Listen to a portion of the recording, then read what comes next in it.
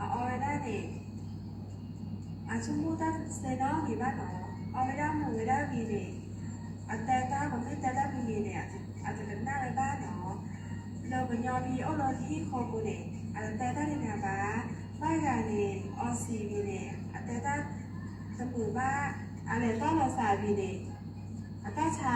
บ้าชาเนาะบ้านกันเนี่ยเดี๋ยวเราเลิกแค่เดี๋ยวเราออซีไม่มีเนี่ยเดี๋ยวเลิกแค่เนี่ยอะไรเจ้าบ้านต้าบ้านไหนเราเยอะซาโอ้เนาะบ้านกันเนี่ยโจต้ามีเนี่ยซีสุบานเนาะเราเป็นยอมพี่โอเคถ้าเราคีดีส่วนเลยโมเดลปันเพื่อนแรกเลยเนาะบ้านชิมุเกต้าโฮซ่าเยาวชนพี่อาเกบันยอมมีรีเนี่ยจะบ้านหนาอ้อโฆษณาเดินทีวีหมู่บ้านอร่อยจริงกันแล้วหรออาจจะเท่บ้าอาจจะดีบ้าเนาะปันยอเนี่ยแอร์หล่อจะจ้าสากร้าหล่อน้ำบ้าออสีออเมบ้าเพื่อแม่อยากนั่งคูจะแต่ได้คันได้อีกแม่มาสาเลยแม่มาสาออสีกับบ้านนี่ให้แล้วอ้อหมอเลยโรงพยาบาลเนาะพี่อาอ้อบุเดนจ้าเดินนี่น้ำบ้าสาปีหมอบ้าหมอเนี่ยอาศัยเลยกันเนาะนี่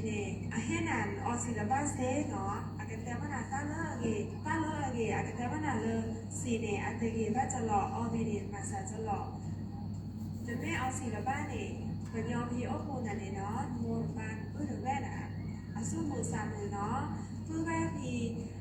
บอกโมโอ้เลิกอยู่ก่อนได้เลยบัตรประจำตัวประชาชนเนี่ยเนาะแต่ไม่แหลมอ้อมอเนี่ยแหลมเห็ดเดือดจอเนี่ยเหลือเจเนาะมีบ้านเนาะมากันยอมพี่เกิดท่อเกิดไม่ได้เลยอาจจะสีบ้านมากันยอมเกิดท่อเนี่ยชีวิตมีคุณค่าในบ้านที่สี่เกี่ยได้แม่ในกันจ้าบ้านเนาะ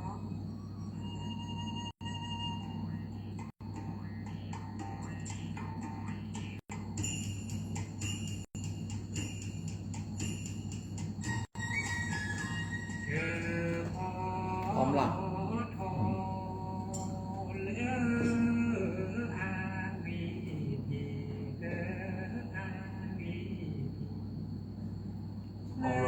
กราบไหว้สา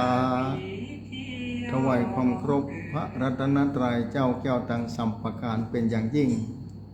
กราบไหว้สาแสดงความนับถือพระมหาเถระเจ้าครูบาอาจารย์เจ้าพระภิกษุสงฆ์องค์เนรกุตนกุองค์ที่ฟังรายการอยู่ยังวัดวาอารามต่างๆกราบไหว้สาแสดงความนับถือท่านพระครูสถิตสารคุณวัดหนองปลาเขาท่านพระครูกัลยาณประโมทวม่วนห้วยแก้วเป็นอย่างยิ่งและกราบไหว้สาท่านพระครูพิวัฒนวิกรมผู้อำนวยการสถานีวิทยุคลื่นสีขาวเพื่อชาวประชารองเจ้าคณะอำเภอดอยหล่อเจ้าอาวาสวัดปัดตังเจริญเป็นอย่างยิ่งเจริญพรญาโยมศรัทธาสาธุชนท่านผู้ฟังทุกท่านที่ติดตามฟังรายการธรรมะจากยอดดอยค่ำคืนวันนี้ตรงกับวันที่21เดือนกันยายน2568รายการธรรมะจากยอดดอยมาพบปะกัลยาณโยมศรัทธาสาธุชนถึงวันหนึ่งแล้วดำเนินรายการโดยก็กับผมอาตมาภาพพระวรรณชัยชยานันโทวัดพุทธศรีคิรีตำบลบ้านแปะอำเภอจอมทองจังหวัดเชียงใหม่ชีวิตเป็นของน้อยทุกชราและความตายลุกลานอยู่เงียบๆศรัทธาสาธุชนท่านผู้ฟังคนอื่นใดนั้นต้องขอบคุณเจ้าของสถานีทุกๆสถานีที่นำรายการนี้ออกอากาศสู่ญาติโยมศรัทธาสาธุชนแต่ละพื้นที่แต่ละแห่ง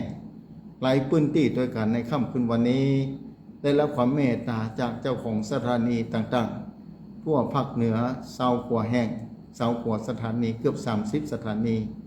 ค่ำคืนวันนี้มาฝากกันแล้วศรัทธาสาธุชนท่านผู้ฟังบรรยากาศในค่ำคืนวันนี้หลายพื้นที่ฝนอาจจะตกหลายพื้นที่อาจจะร้อนหลายพื้นที่ต้องระแวดระวังเกี่ยวกับภัยธรรมชาติที่เกิดขึ้นโดยไม่ได้บ่งบอกไว้บางพื้นที่นั้นได้รับความเสียหายหลายประการหลายอย่างสาธุชนท่านผู้ฟังหลายพื้นที่ที่โทรเข้ามาอูจาสนทนาธรรมหลายเรื่องหลายราววันนี้เหมือนกันจะเข้ารายการอาจจะส่งตนด้วยกันพอดีท่านพระครูสถิตสารคุณวัดหนองผาเขานั้นติดศาสนากิจงานธรรมสัญจรภายในตำบลน้ำดิบอำเภอป่าซางจังหวัดลำพูนก็กระผมอัตมาภาพกับท่านพระครูกัลยาณประโมทดำเนินรายการโดยการ หลังจากช่วงที่2จะส่องตนด้วยการสาธุชนทั้งผู้ฟังปะกันเป็นประจำเวลาวันอาทิตย์นอกจากบางวันนั้นอาจจะตรงกับวันพระบ่มีโอกาสได้เข้ามาทางสถานีแต่ละวัดก็มีกิจกรรมบอกว่าวัดหนองผาเขาก็ดีวัดม่วนห้วยแก้วก็ดีจะโยมศรัทธาก็เข้ามาไหว้พระสวดมนต์ภาวนากันบนดอยก็เหมือนกันฉะนั้นญาติโยมศรัทธาสาธุชนทั้งผู้ฟังวันนี้เป็นวันอาทิตย์ที่21พอวันพรุ่งนี้เป็นวันพระเป็นวันพระสุดท้ายของเดือนแล้วเป็นเดือนดับพอดีเดือน12ดับวันก่อนมีโยมทำมาว่าจะอุทิศบุญกุศลตานก่อได้ก่อท่านอาจารย์ได้ทั้งนั้นวันธรรมดาก็ได้วันไหนก็ได้หมดแต่บางทีความเชื่อแต่โบราณแต่ท้ายที่บอกสืบต่อกันมานั้นเดือน12อย่างที่ศรัทธาหูญาติโยมศรัทธาเดือน12อย่างที่ศรัทธาหูเป็นประจำคู่ปีแต่บ่ใช่เดือน12ก็ได้แต่ที่หูเข้าพรรษาออกพรรษาก็ได้เดือนดับเดือนเพ็ญทำไปเถอะศรัทธาสาธุชนทั้งผู้ฟังเพราะว่าเอาทำตามประเพณีวัฒนธรรมอันดีงามแผ่นดินล้านนามีประจำอยู่แล้วศรัทธาสาธุชนทั้งหลายมาอู้ถึงประเทศชาติมาอู้ถึงความเป็นอยู่มาอู้ถึงสังคมมาอู้ถึงหลายเรื่องหลายราวบางคนโทรมาถามหลายเรื่องหลายราวเกี่ยวกับศีลธรรมคุณธรรมต่างๆในยุคกึ่งพุทธกาลนี้ศรัทธาเองถ้ามีบุญวาสนาสามารถจะทำใจได้แต่ถ้าว่าศรัทธาบุญวาสนาบ่เพียงพอศรัทธาบ่เต็มที่บุญเก่าบ่เพียงพออาจจะหลุดลอยออกจากพระรัตนตรัยไปก็ได้แต่ถ้าคนไหนมีบุญมีวาสนาสั่งสมมาแต่ไทยเคยอธิษฐานไว้ว่าเกิดมาชาติใดก็ตามคือได้พบพระพุทธศาสนาคือมีความศรัทธาต่อพระรัตนตรัยจะได้เหินห่างจากพระพุทธศาสนาเป็นอันขาดอันนี้แหละศรัทธาแม้สถานการณ์จะเกิดช่วงใดก็ตามพอสอดใดก็ดีถ้าศรัทธาเกิดพบพระพุทธศาสนาศรัทธาจะมีความมั่นคงแน่นแฟ้นและมีบุญวาสนาได้ศึกษาเรียนรู้หลักธรรมขององค์พระสัมมาสัมพุทธเจ้าโดยเปลี่ยนแปลงเป็นแน่แท้ศรัทธาสามารถเข้าไปส่องหูเล็งหานสัจธรรมความเป็นจริงจะเข้าอย่างลึกอยู่ในห้องหัวใจของญาติโยมศรัทธาแต่เมื่อใดแล้ว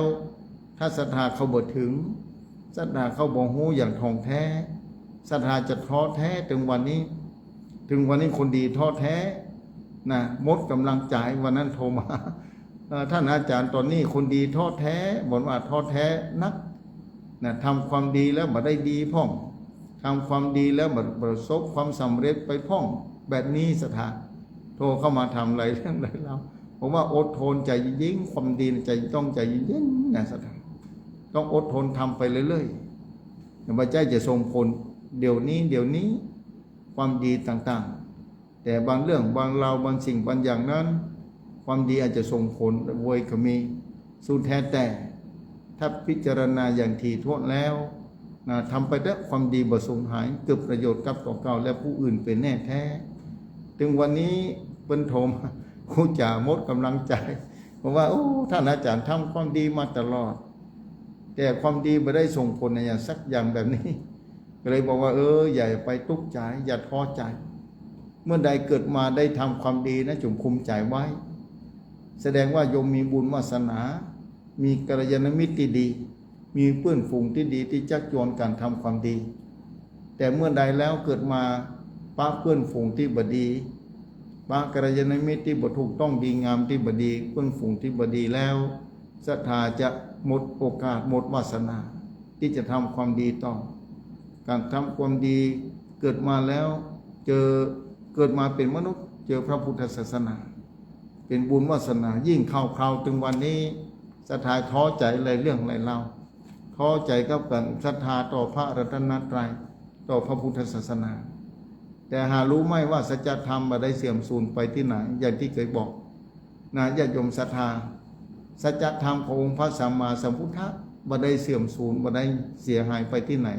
ใดๆทั้งสิ้นแต่นับวันนั้นคนก็จะก้อย นะหมดกำลังที่จะศรัทธาและเขาถึง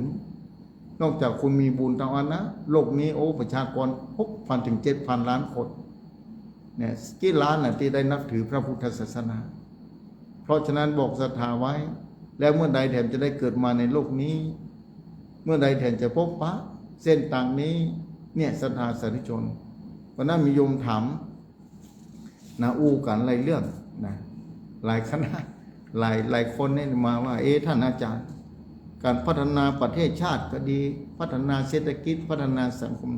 ศีลธรรมกับการพัฒนาประเทศชาติจะเกี่ยวเนื่องกันก่อนแล้วศีลธรรมนี่จะดีมากใดดีอย่างไรสามารถทำให้ประเทศชาติเจริญรุ่งเรืองได้ก่อน อันนี้เป็นคำถามที่เข้ามาว่าศีลธรรมนะสามารถจะพัฒนาประเทศชาติเจริญรุ่งเรืองได้ก่อนนี่เป็นคำถามที่เข้ามานะเป็นคำถามที่เข้ามาญาติโยมศรัทธาคำถามนี้ละเลยบ่ได้ต้องมาอู้มาจ่าว่าสำคัญแต่คำถามนี้เป็นคำถามที่มีค่ามหาศาลต้องขอบคุณเจ้าของคำถามตนคืนนี้น่าจะเปิดซ้อหาวิทยุมาฟังจนได้ ซ้อหาวิทยุมาฟังจนได้ว่าจะรอฟังบอกว่าแบบนั้นบอกว่าถ้าเรื่องนี้อาตมาคงจะต้องมาอู้ทางสถานีเมื่อโยมถามแบบนี้ว่าศีลธรรมในพระพุทธศาสนานั้นเกี่ยวข้องกันกับการพัฒนาประเทศชาติก่อนเกี่ยวข้องกับการพัฒนาเศรษฐกิจสังคมของประเทศชาติก่อนศีลธรรมคุณธรรมเนี่ยคุณบอกแบบนั้นบางคนปุ้นก็ว่าถ้าเอาศีลธรรมนำหน้าเอาศีลธรรมมาพัฒนาประเทศชาติบาลาชาบาลาจากะนะบัจจ้าลงกามีหลายเรื่องหลายประการที่โทรเข้ามาศรัทธาสาธุชนท่านผู้ฟังลองฟังเพื่อดีๆนะศรัทธาคุณธรรมศีลธรรมต่างๆภายในห่วงหัวใจของทุกคนในโลกนี้กับการพัฒนาประเทศชาติ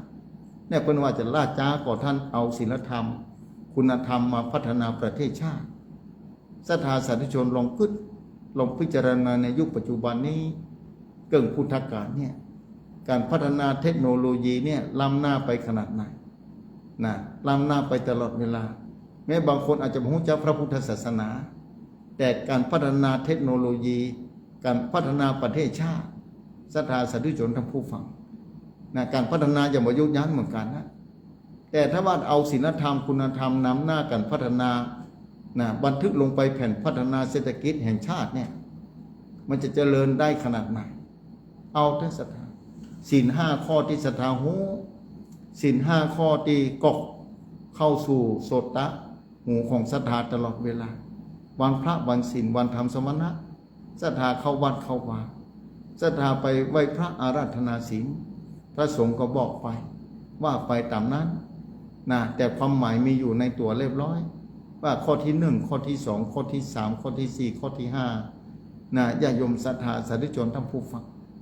นะธรรมะในพระพุทธศาสนานี้หรือว่าศีลธรรมนี้จะพัฒนาประเทศชาติไปได้เจริญรุ่งเรืองก่อนแค่ศีลข้อที่2ศรัทธาศีลข้อที่4ลองคิดศรัทธาถึงวันนี้ที่ประเทศชาติพัฒนาล่าช้านะความทุกข์เกิดขึ้นมาทุกหย่อมย่านะญาติโยมศรัทธาลองคิดพออันยังที่ขาดตกบกพร่องถ้าคนในชาติทุกคนเนี่ยที่จะบริหารประเทศชาติเป็นผู้นำว่าผู้นำหมู่บ้านผู้นำตำบลจังหวัดอำเภอจังหวัดประเทศชาติถ้ามีคุณธรรมแล้วศรัทธาเอาเถอะศรัทธาถึงวันนี้ลองกึศพอนะขอให้ความซื่อสัตย์เกิดขึ้นคำว่าซื่อสัตย์อยู่ในศีลธรรมนั่นแหละความซื่อสัตย์ความตรงไปตรงมาในการรักษาคุณธรรมศีลธรรมเนี่ยโอ้ศรัทธาสาธุชนทั้งผู้ฟังการพัฒนาถนนหนทางการพัฒนาวัตถุการพัฒนาต่างๆเนี่ยถ้าเอาศีลธรรมมาพัฒนานำมาประพฤติปฏิบัติในห้วงหัวใจของทุกคนที่กำลังทำงานอยู่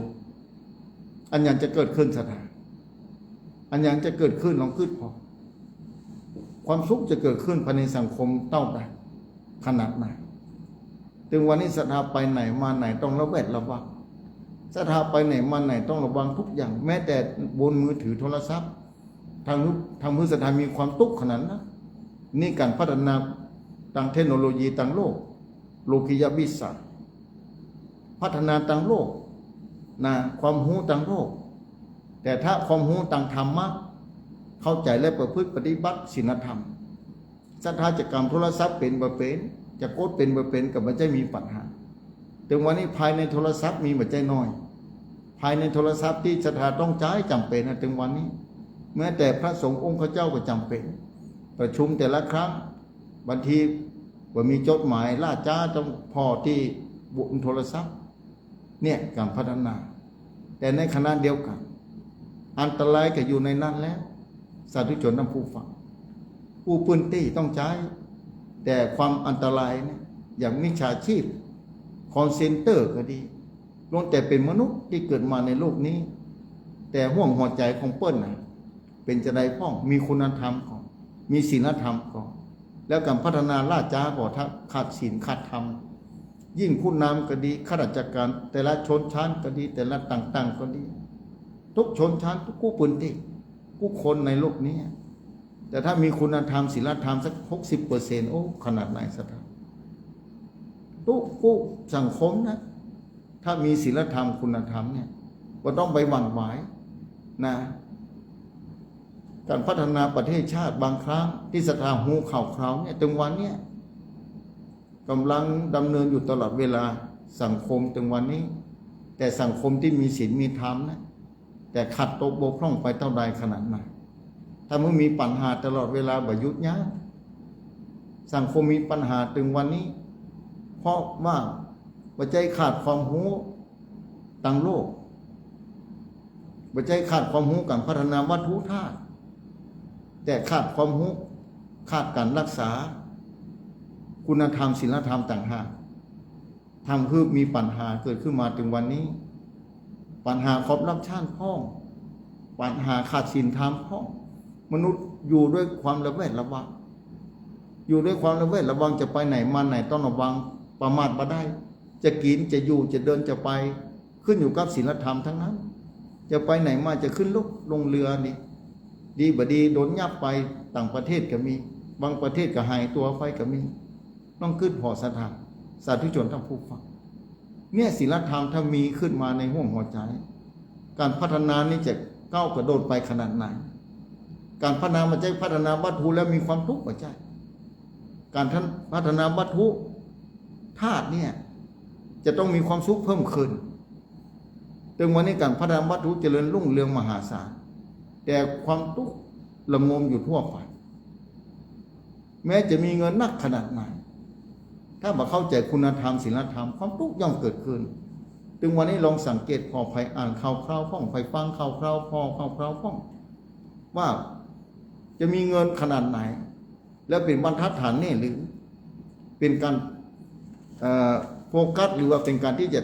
จัดการได้หรือว่าตัดสินได้เลยกันว่าถ้ามีทรัพย์สมบัตินักแล้วความทุกข์จะบ่เกิดขึ้น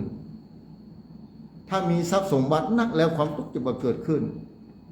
ภายรับประการแบบนี้ภายเข้าใจแบบนี้น่าเป็นห่วงอย่างยิ่งแต่ถึงวันนี้เฮาก็หารอยู่ชัดๆหลายพื้นที่ผู้คนนอกจากคนมีทรัพย์สมบัติต้องประกอบด้วยคุณธรรมศีลธรรมต้องอ่านนะสังคมจะอยู่เย็นเป็นสุขครอบครัวเพิ่นจะอยู่เย็นเป็นสุขเมื่อใดก็ตามศรัทธาถ้าว่าคนเฮานี่ขาดคุณธรรมศีลธรรมนะความทุกข์ยากย่อมเกิดขึ้นกูยอมยากกูพื้นที่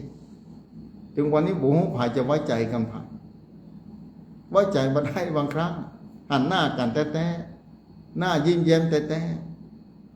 ต่ในจิตใจเราเพิ่นจะกึดอย่างใดเพิ่นกึดอย่างใดก็เฮาบ่เตื้อเฮาไปหาคนหนึ่งคนใดคนหนึ่งในโลกนี้เนี่ยบ่เตื้อเฮาซื่อสัตย์สุจริตแต่ถึงวันนี้ความซื่อสัตย์สุจริตของคนบางคนได้รับความลำบากขึ้นมาวันนั้นอู้กันนะ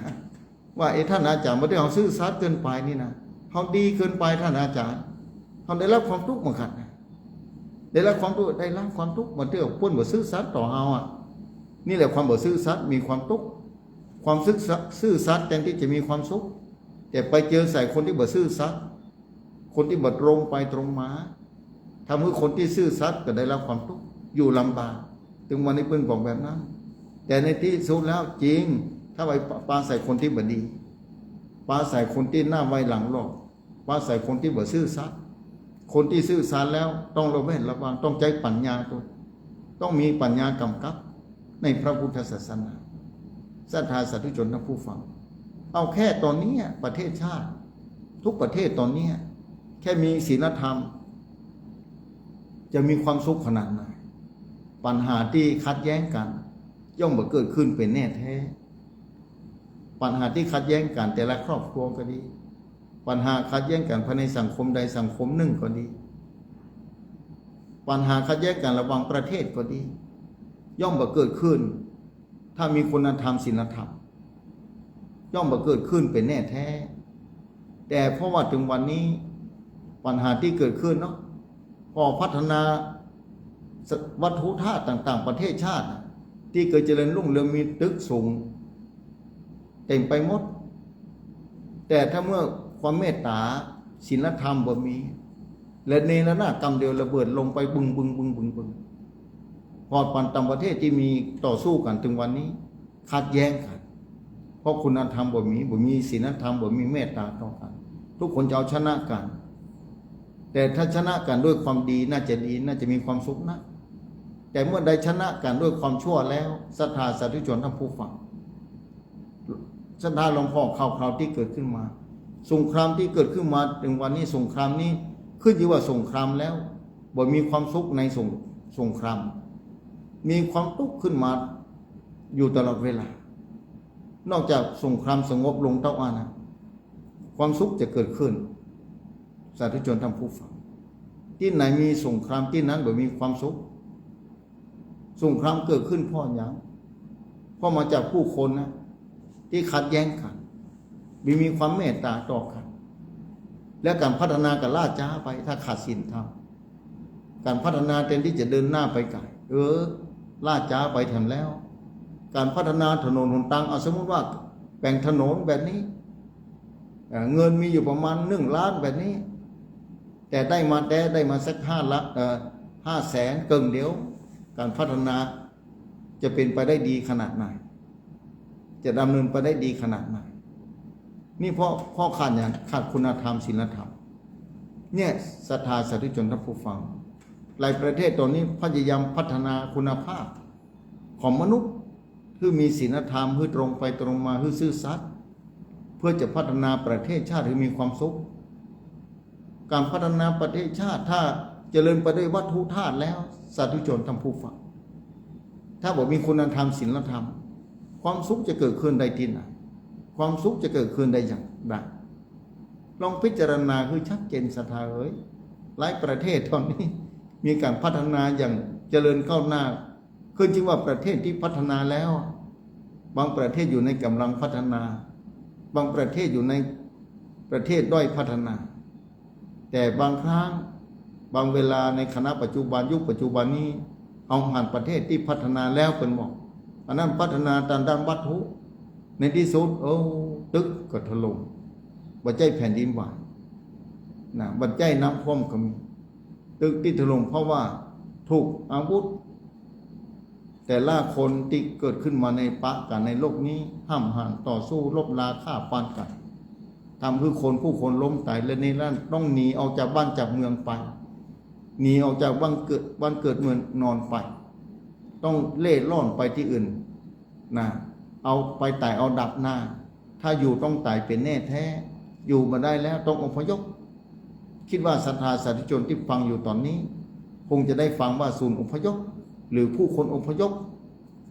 พ่อเนี่ยการอพยพนี่มีหลายครั้งหลายคราแต่ไหนแต่ไรมาแล้ว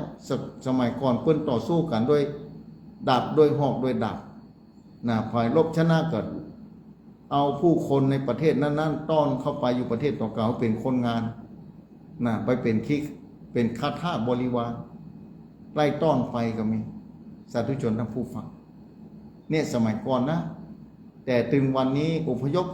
เพราะต้องหนีรอดหนีจากความตายคืออยู่รอดไป หลายประเทศตอนนี้เกิดขึ้นนะเกิดขึ้นหลายศรัทธาสาธุชนท่านผู้ฟังและน่าสงสารก็บางคนแทบจะบ่มีขีดไปหันในศูนย์อพยพไปพอแล้วน่าสงสารบางทีมีพื้นที่จำกัดบ่มีอิสระเลย มาจากโลกนี้ขาดคุณธรรมศีลธรรมแล้วการพัฒนาการล่าช้าการพัฒนานี่ต้องการพัฒนาคือทุกคนมีความสุข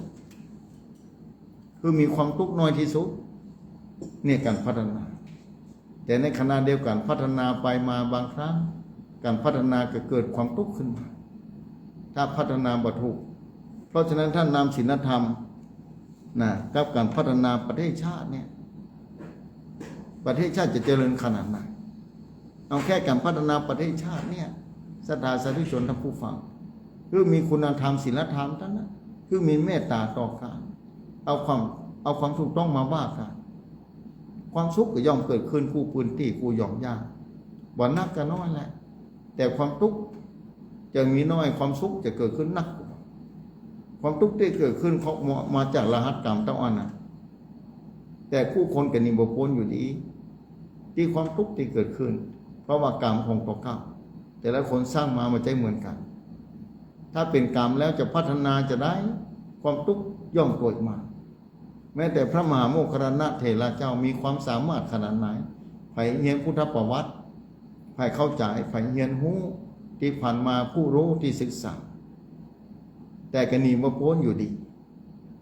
เพราะรหัสกรรมแต่เมื่อใดทุกคนทำความดีกรรมเก่าบ่ส่งผลปัจจุบันนี้ก็ทำญาติโยมศรัทธาสาธุชนทั้งผู้ฟัง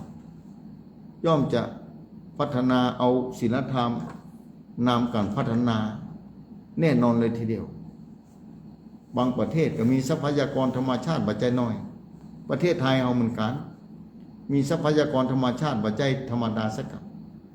มีบ่อน้ำมันโดยในประเทศไทย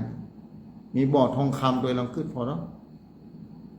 มีบ่อน้ำมันบ่อทองคำด้วยขนาดไหนเนี่ย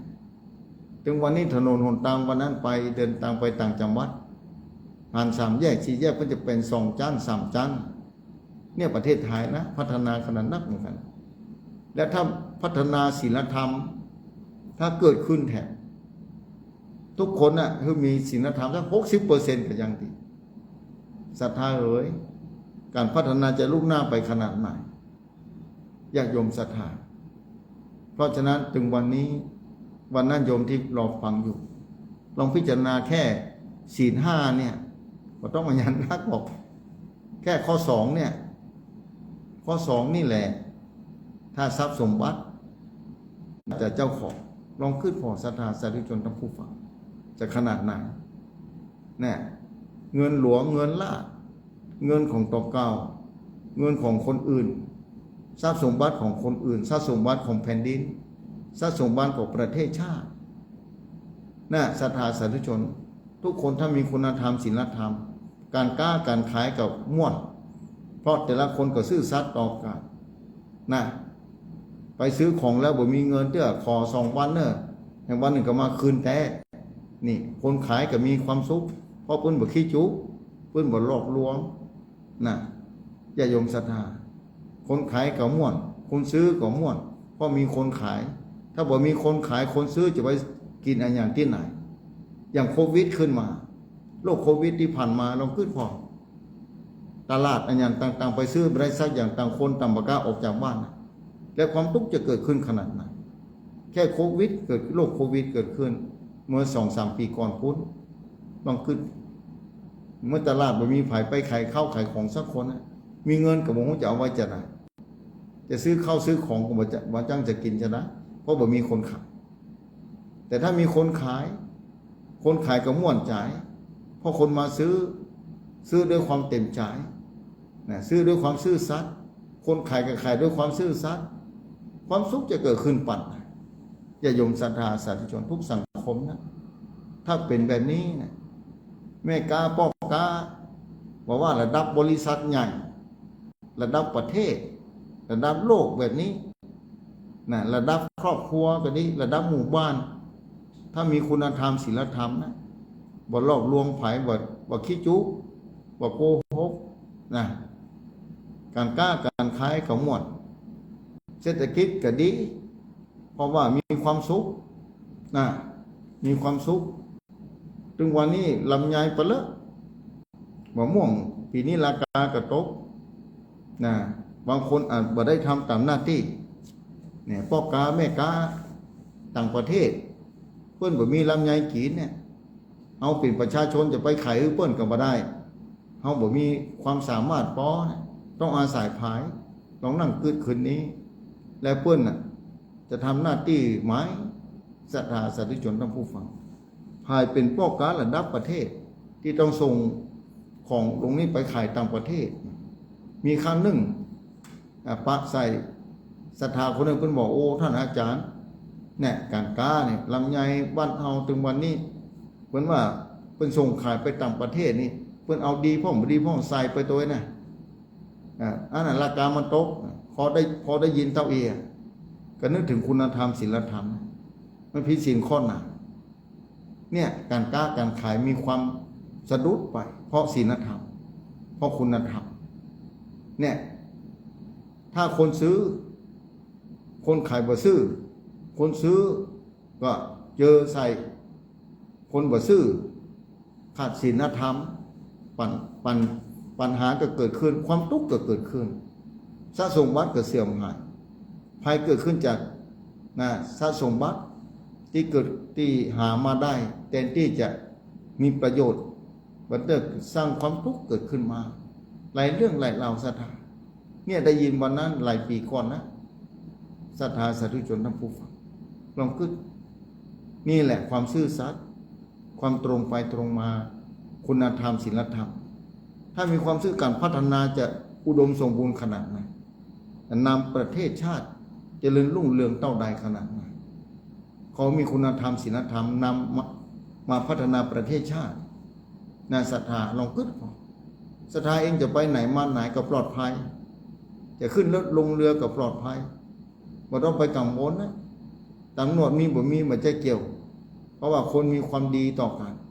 มีความซื่อสัตย์ต่อกันไปไหนก็ม่วนไปไหนก็ปลอดภัยบ่ต้องทุกข์ใจนอนหลับในรถก็ยังดี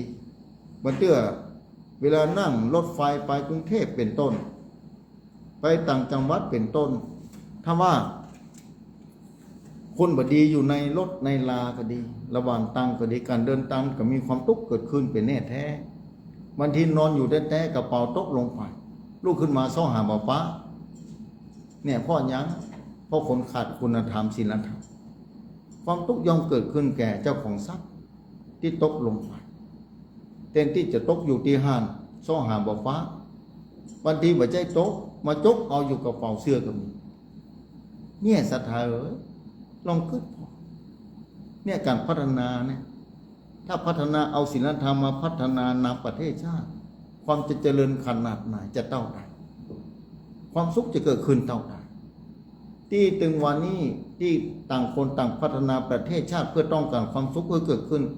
เพื่อแก่ประชาชนเพื่อแก่มนุษย์ที่เกิดขึ้นเนี่ยต้องการความสุขเพราะความทุกข์ทุกคนหมดต้องการพัฒนาถึงวันนี้เพราะสนองจิตใจสนองผู้คนที่มีความสุขการจะขายของเนี่ยคนอื่นที่เพิ่นต้องการหิวอย่างสมมติขายอาหารเป็นต้นเพิ่นก็ต้องการไปซื้อเพื่อยังความทุกข์ที่เกิดขึ้นในร่างกายความหิวนี่เป็นความทุกข์อย่างยิ่งถ้าได้กินแล้วหายหิวแล้วความสุขก็เกิดขึ้นเนี่ยคนที่ขายต้องขายสิ่งที่ดีที่มีคุณค่ามีประโยชน์ต่อร่างกายคนซื้อก็มีความสุขคนขายก็ได้สมบัติได้ทรัพย์เข้ามาแทนที่ของที่ขายไปแล้วเนี่ยสาธุชนทั้งผู้ฟังเนี่ยความสุขก็ย่อมเกิดขึ้นถ้าการพัฒนาคุณธรรมศีลธรรมผู้ประเทศถึงวันนี้ผู้ประเทศต้องมีจิตสำนึกต้องปลุกจิตสำนึกเพื่อแก่เราอ่อนตั้งแต่อนุบาลขึ้นไปเลยแล้วพ่อแม่เบื้องต้นตั้งแต่บ้านไปที่โรงเรียนสถานศึกษาเอาแล้วพัฒนาสัก10 ปีเนี่ยเราอ่อน10 ปีเกิดขึ้นมาเริ่มแล้วหานพ่อแม่ยกมือไหว้แล้ว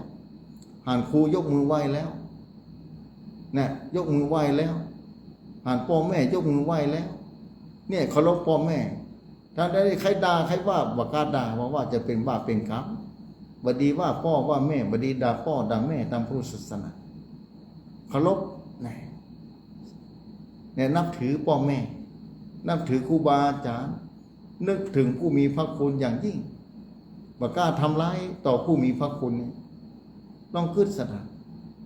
ความสุขในโลกนี้บ่ใจเหินห่างเกินไปบ่ใจไก่เกินเอื้อมถ้าพัฒนาถูกต้องด้วยศีลด้วยธรรมศรัทธาสาธุชนทั้งผู้ฟังการพัฒนาด้วยศีลด้วยธรรมนี่แหละจะยังความสุขเกิดขึ้นแก่ทุกหย่อมย่าปานนักกันน้อยและภายในครอบครัวเหมือนกันวันนั้นเดี๋ยวโดยเฉพาะเยาวชนถึงวันนี้น่าเป็นห่วง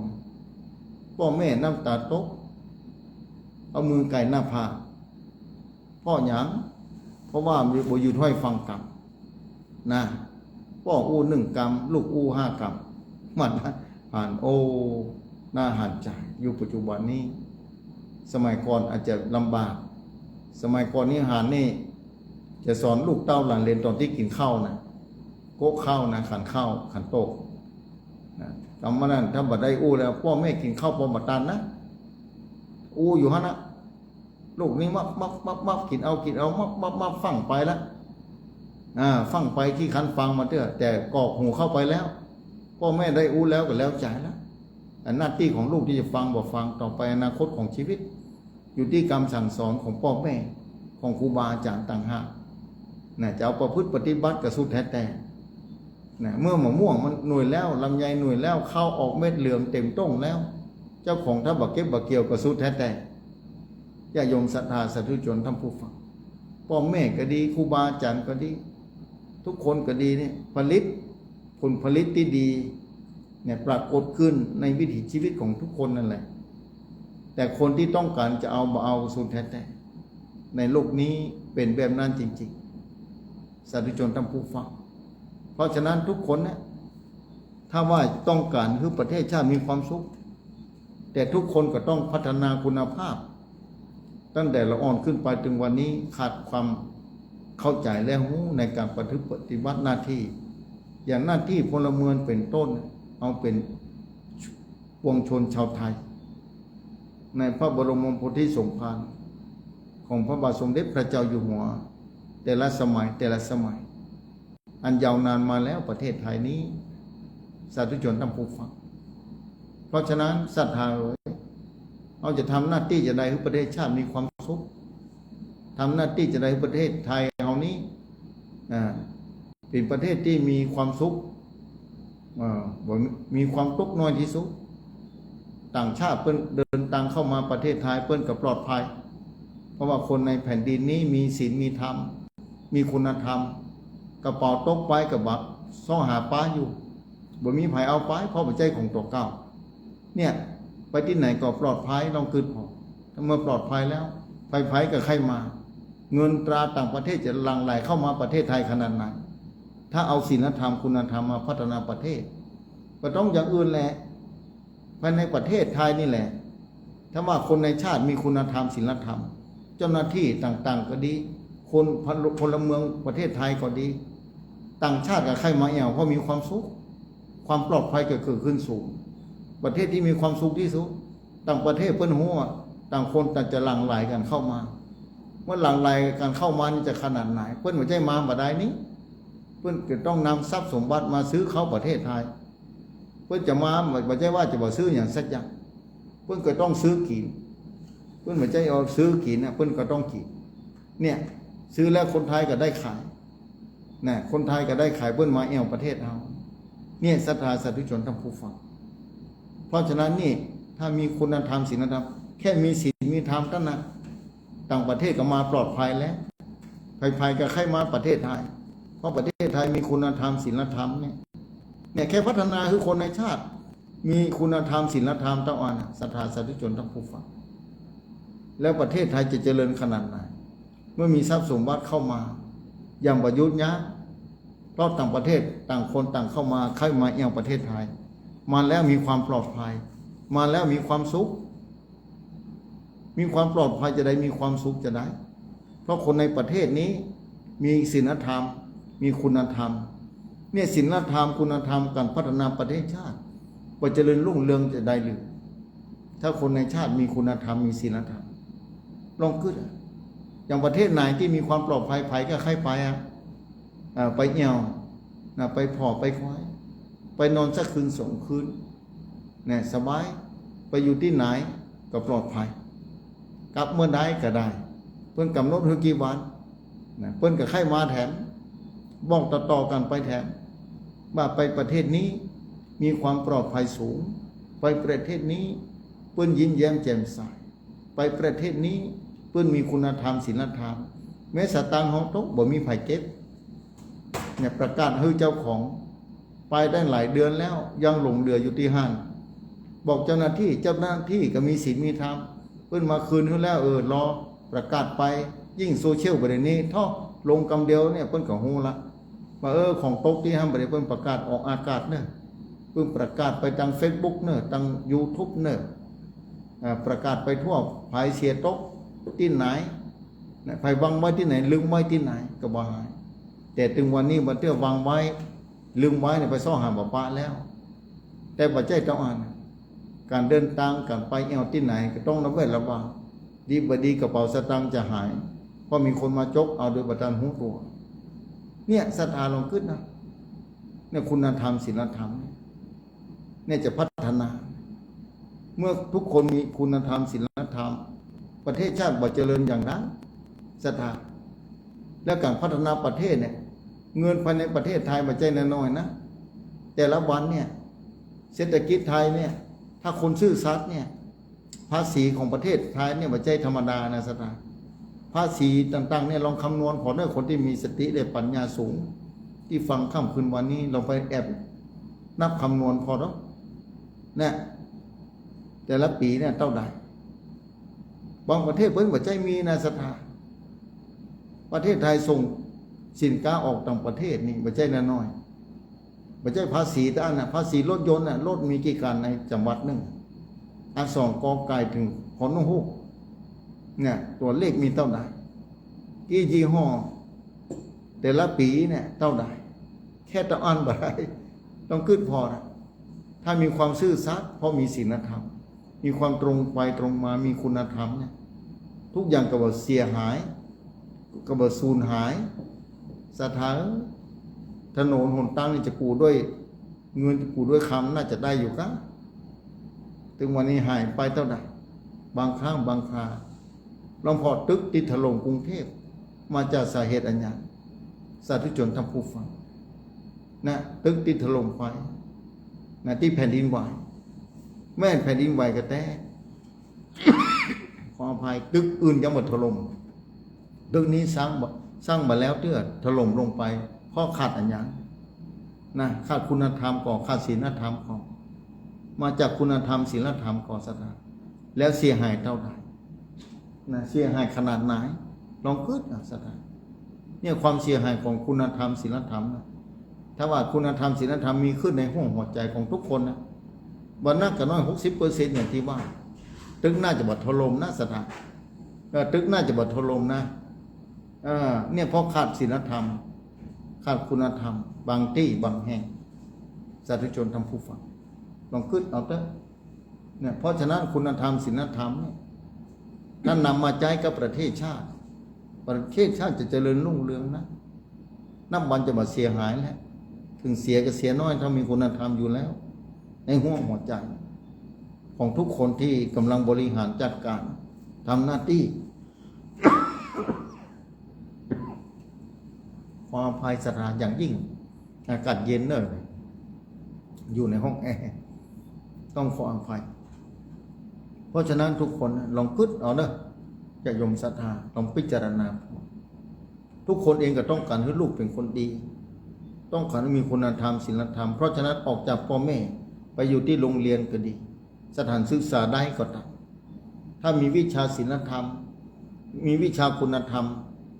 เป็นภาคบังคับต้องเรียนเนอะต้องศึกษาต้องหูและต้องนำไปปฏิบัติตัวอันยังจะตัวมาภายในสังคมนี้จะเดือดร้อนขนาดไหนหรือว่าจะดีขึ้นจะมีความสุขขนาดไหนลองพิจารณาเพราะฉะนั้นน่ะโยมที่ถามน่าจะฟัง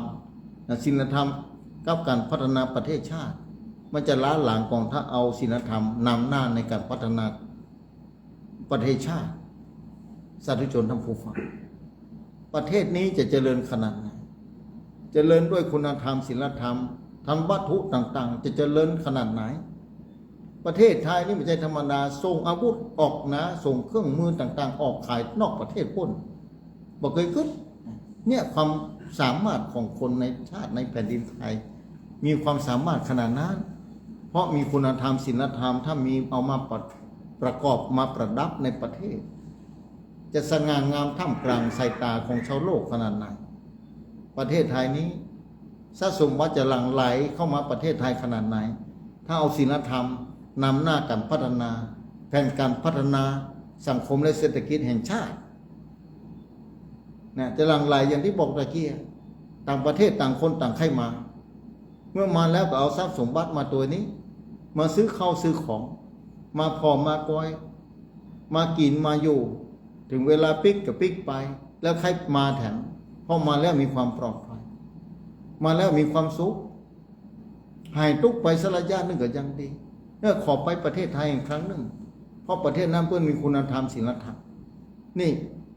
ศีลธรรมคุณธรรมมันมีกล้าแบบนี้แล้วภายเข้าใจหูเอานำมาปฏิบัติท่องวันนั้นเพิ่นบอกว่าถ้านำมาประพฤติปฏิบัติทุกหย่อมญาติทุกสังคมนะ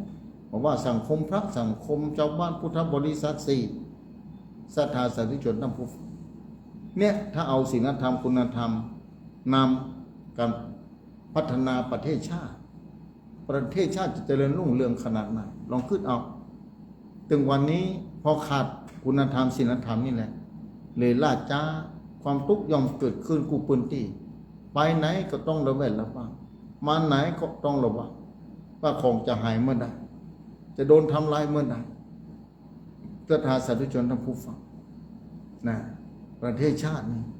ต้องระแวดระวังแล้วเนี่ยปัญหาชายแดนก็คงบ่มีเพราะต่างคนต่างไปยื้อแย่งต่อกันประเทศของปื้นมีเท่าใดเอาเท่านั้นของเฮามีเท่าใดเอาเท่านั้นยิ่งประเทศไทยเฮานี่หล่อหลอมกับพุทธศาสนาบ่เคยไปแย่งชิงนะปัญหาชายแดนไปลู่จริงเอาประเทศปื้นบ่ใช่มีหรอกประเทศไทยเฮานี่มีความสุขเพราะผู้คนเนี่ยมีคุณธรรมศีลธรรมอยู่บ่ใช่บ่มีนะมีเหมือนกันนั่นแหละแต่ถึงวันนี้ขาดคนดีมีศีลธรรมนะคนเก่งไปแล้วอย่างที่อูฟังที่ผ่านมานะคนเก่งไปแล้วเก่งขนาดไหนประเทศไทยไม่ใช่ธรรมดามันสมองของคนไทย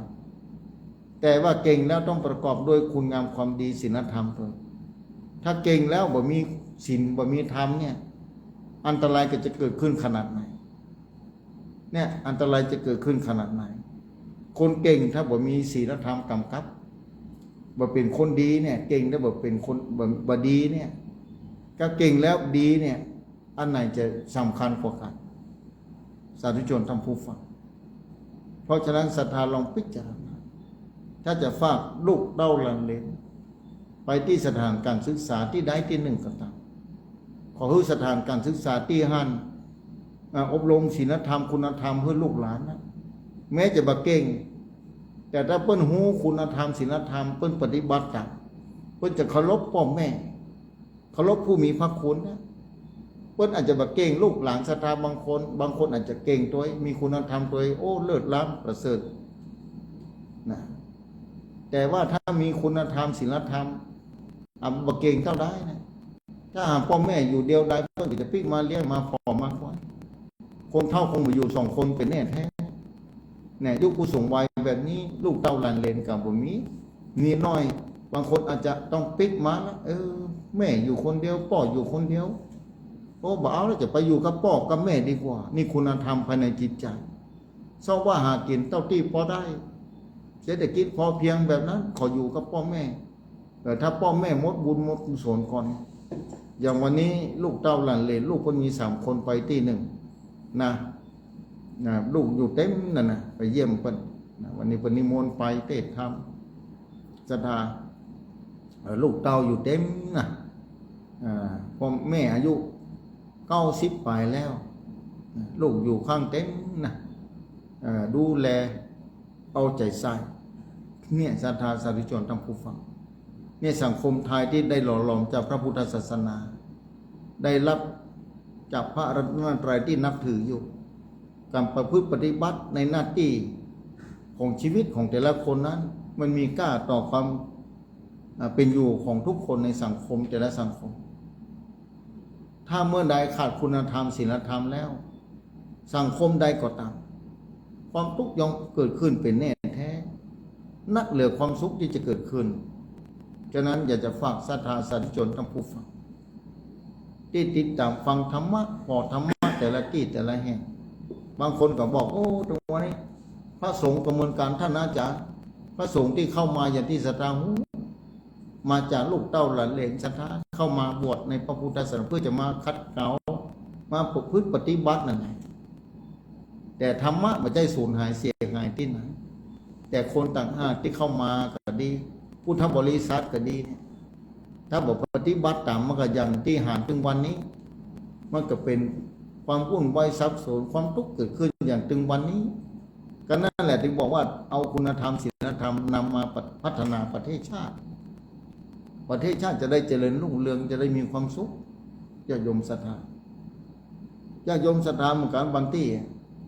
ถ้าทำถูกต้องดีงามแล้วอยู่ยากถึงวันนี้เพิ่นบอกวันนั้นว่าอู้กันโอ้ถ้าทำความดีท่านอาจารย์อยู่ยากอยู่ลำบากจะได้โอ้คนที่เพิ่นบัดดีเพิ่นบ่พอใจท่านอาจารย์อู้กันวันนั้นก็เลยว่าแบบนั้นก็มีเนาะมีท่านอาจารย์นี่ศรัทธาลองคิดเอาลองคิดแต่เป็นแบบนั้นแต่เนี่ยสังคมเป็นเจริญไปหมดแล้ว เพราะฉะนั้นนี่แหละสังคมต้องการคนดี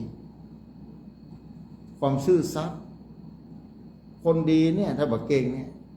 แต่ถ้าเก่งโดยดีโดยเนี่ยสุดยอดเนี่ยของสังคมนั้นของคนนั้นของประเทศนั้นคนในประเทศถ้าดีโดยเก่งโดยอันอย่างจะเกิดขึ้นลองขึ้นพอแล้วคนในประเทศนั้นถ้าเก่งตัวเนี่ยดีตัวเนี่ยโอ้สถานเก่งตัวดีตัวเนี่ยก็ถึงบอกตลอดเวลาว่าคนเก่งถึงวันนี้เก่งนักเก่งหนาเก่งสะปักอย่างแต่ขาดคุณคนดีเนี่ยในประเทศชาติแต่ละประเทศทั่วโลกถึงวันนี้ถ้าทั่วโลกมีคุณธรรมมีศีลธรรมนะจะขนาดไหนศรัทธาไปที่ไหนก็ปลอดภัยศรัทธากับใครไปเอาต่างประเทศพ่อแต่ประเทศนั้นคุณปลอดภัยเนอะเนี่ยศรัทธาไปแล้วก็มีความสุขกลับมามันก็ดีศรัทธาแต่ประเทศนั้นมันมีความปลอดภัยศรัทธาจะไปวะเป็นแบบนั้นเนี่ยอันนั้นนะเพราะเป็นขาดคุณธรรมศีลธรรมคือศรัทธาไปฟรีแบบไหนศรัทธาก็ถึงบอกไปอย่างสงครามเกิดขึ้นที่ประเทศนั้นนะเอาคือไปฟรีไปก่อนบอกไปบอกกล้าไปเงาเนาะเดี๋ยวจะเจอลูกปืนลูกหลงเข้ามาอย่างไรนี่เพราะว่าขัดแย้งกันความขัดแย้งกันเนี่ยมันเป็นสิ่งที่ทุกเกิดขึ้นภายในประเทศญาติโยมศรัทธาผู้จาก็ศรัทธาเป็นเจ้าโมงนั่นนี่นะท่านพระครูกระยาเข้ามาวันนี้คงได้เข้าส่องตนด้วยกันอย่างที่บอกแต่ต้นนะท่านพระครูสถิตก็เดินทางไปศาสนกิจธรรมสัญจรภายในตำบลน้ำดิบอำเภอป่าซางนี่งานเพื่อพระพุทธศาสนาธรรมะสัญจรอันนี้ก็ธรรมะเป็นประจำทุกวันอาทิตย์นำมาอุมาจากพบปะญาติโยมศรัทธาเอาเด้อศรัทธาที่ฟังน่าจะฟังอยู่ที่ถามมาว่าศีลธรรมนะครับการพัฒนาประเทศชาติมันจะดีก็นี่เอาศีลธรรมมาพัฒนาประเทศชาติมันจะล้าหลังก็จะล้าหลังหรือไม่คืนนี้น่าจะฟังฟังตั้งแต่ต้นนะอ่านกับพ่อย้อนหลังไปก็ได้สาธุชนทั้งผู้ฟังเนี่ยจากันมีความจำเป็นว่าต้องประเทศชาติแหละแค่ครอบครัวนั่นแหละว่าตามกีนท่านอาจารย์วันนั้นนะเพิ่นถ้าบอกโกงบอกเป็นเนี่ยเป็นบอกเจริญน่ะนี่อันนี้แหละสังคมวุ่นวายถึงวันนี้จะเจริญขึ้นได้อย่างนั้นแล้วบอกจบสถานเรื่องนี้นะแต่ประเทศไทยต้องการคนดีแท้ๆถึงวันนี้ญาติโยมศรัทธาสาธุชนทั้งผู้ฟังประกาศข่าวสารงานบุญของน้องศรัทธาเดี๋ยวใกล้จะเข้าสู่3 ทุ่มแล้วถ้าเข้า3 ทุ่มก็จะกลับใบสารรัตนาท่านพระครูกัลยาณประโมทห้วยแก้วเจ้าคณะตำบลดอยล่อ นะเจ้าว่าวัดม่อนหัวแก้วที่มาออกรายการโดยการในทุกวันอาทิตย์นี้ จะได้มาพบปะญาติโยมศรัทธาสาธุชนท่านผู้ฟังสำหรับอาตมานั้น1 ชั่วโมงจะเต็มอยู่แล้วเหลือเมื่อกี้นาทีต่างหน้านี้ ประกาศบุญกุศลก่อนตะกี้เดินทางไปบ้านดงหลวงนะพ่อหลวงสมบัติแม่หลวงบัวคำใจบางร่วมทำบุญค่าน้ำค่าไฟ200 บาทนะฝากมาตะกี้นะต้องขอบคุณอนุโมทนาด้วยเนอะนะลูกเต้าหลานเลนของแม่อุ้ยหลวงทา93 ปีนะศรัทธาสาธุชนท่านผู้ฟังอันนี้มีงานบุญประกาศที่จำได้เนาะที่วันที่28เนี่ย28 เดือนนี้ที่วัดบรรพตสถิตจะมีการเทศมหาจาตุเทศมหาจาตุนี่มหาแปลว่าใหญ่จาตุที่ยิ่งใหญ่ขององค์พระสัมมาสัมพุทธะก่อนจะได้มาตรัสรู้เป็นองค์พระสัมมาสัมพุทธเจ้าเนี่ยจาตุสุดท้ายแต่สร้างบารมีมาสีอาทรงไข่แสนมหากัปแต่ละชาติกว่าจะผ่านมาได้ฝ่าฟันอุปสรรคต่างๆมาเต้าใดขนาดไหนแต่นี่ชาติสุดท้ายขององค์พระสัมมาสัมพุทธะนะสร้างบารมีมาตานะบารมีเป็นชาติสุดท้ายต้องต่อสู้แลกฝ่าฟันอุปสรรคขนาดไหนศรัทธาบางคนเคยฟังหลายปีมาจำได้จัดดีตั้งแต่พุกที่1 ถึงพุกสุดท้ายเนี่ยศรัทธาพุ่นน่ะพระเสียรได้เมตตามาบางคนก็ตั้งใจเต้นเนอะจะมาลำปางนะวัดของหลวงพ่อเจ้าคณะอำเภอวังเหนือจะมาลำปางนะท่านเจ้าได้จัดขึ้นมาเพราะฉะนั้นเดี๋ยวจะมาจะพอคำหนึ่งว่าจะได้ไปไม่ได้ไปวันที่28นี้วัดติดงานอยู่ที่1ถ้าเลื่อนไปได้ขยับไปได้อาตมาคงจะได้ไปถ้าเลื่อนบ่ได้นะตามลำปางนะเนี่ยคืนนี้ศรัทธาได้จะฟังอยู่นะฟังอยู่ในบพรอาทิตย์หน้าวันที่ตะไดหมูในลำพรกำ1นะศรัทธาเนาะอันนี้งานบุญวันที่8วันที่9 ตุลานี่งานบุญฝั่งลูกนิมิตเดี๋ยวผูกลูกนิมิตจะลงอุโบสถวัดห้วยไร่ตำบลตะเคียนก็เจริญพรเรียนเจริญเนอะศรัทธาสาธุชนท่านผู้ฟังไปร่วมทำบุญสุนทานร่วมทำบุญเป็นเจ้าภาพพอหมออุโบสถนี่มีความจำเป็นมีความสำคัญในพระพุทธศาสนาศาสนาพุทธจะยืนยาวไปได้ต้องอาศัยพระอุโบสถเพราะว่าพระสงฆ์จะเกิดขึ้นได้ก็ต้องอาศัยพระอุโบสถนี่แหละเป็นที่ทำสังฆกรรมเรียนเชิญศรัทธาไปพ่องจะเป็นเจ้าภาพลงทานการเป็นเจ้าภาพอย่างใดอย่างหนึ่งไปติดต่อท่านเจ้านะทำพระครูวิธานกระยนกิจเจ้าวัดห้วยไร่เจ้าคณะตำบลตะเคียนปมตุ้มหัวจานจังหวัดลำพูน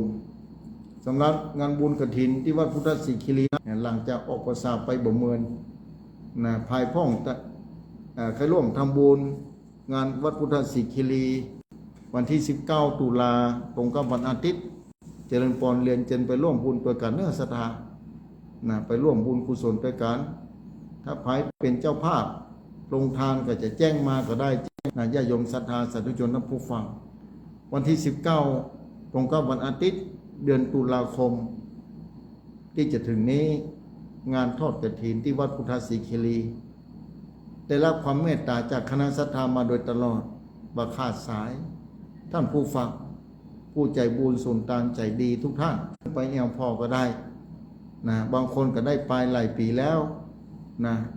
บางคนก็ไปกู้ปีต้องขอขอบคุณในเมตตาธรรม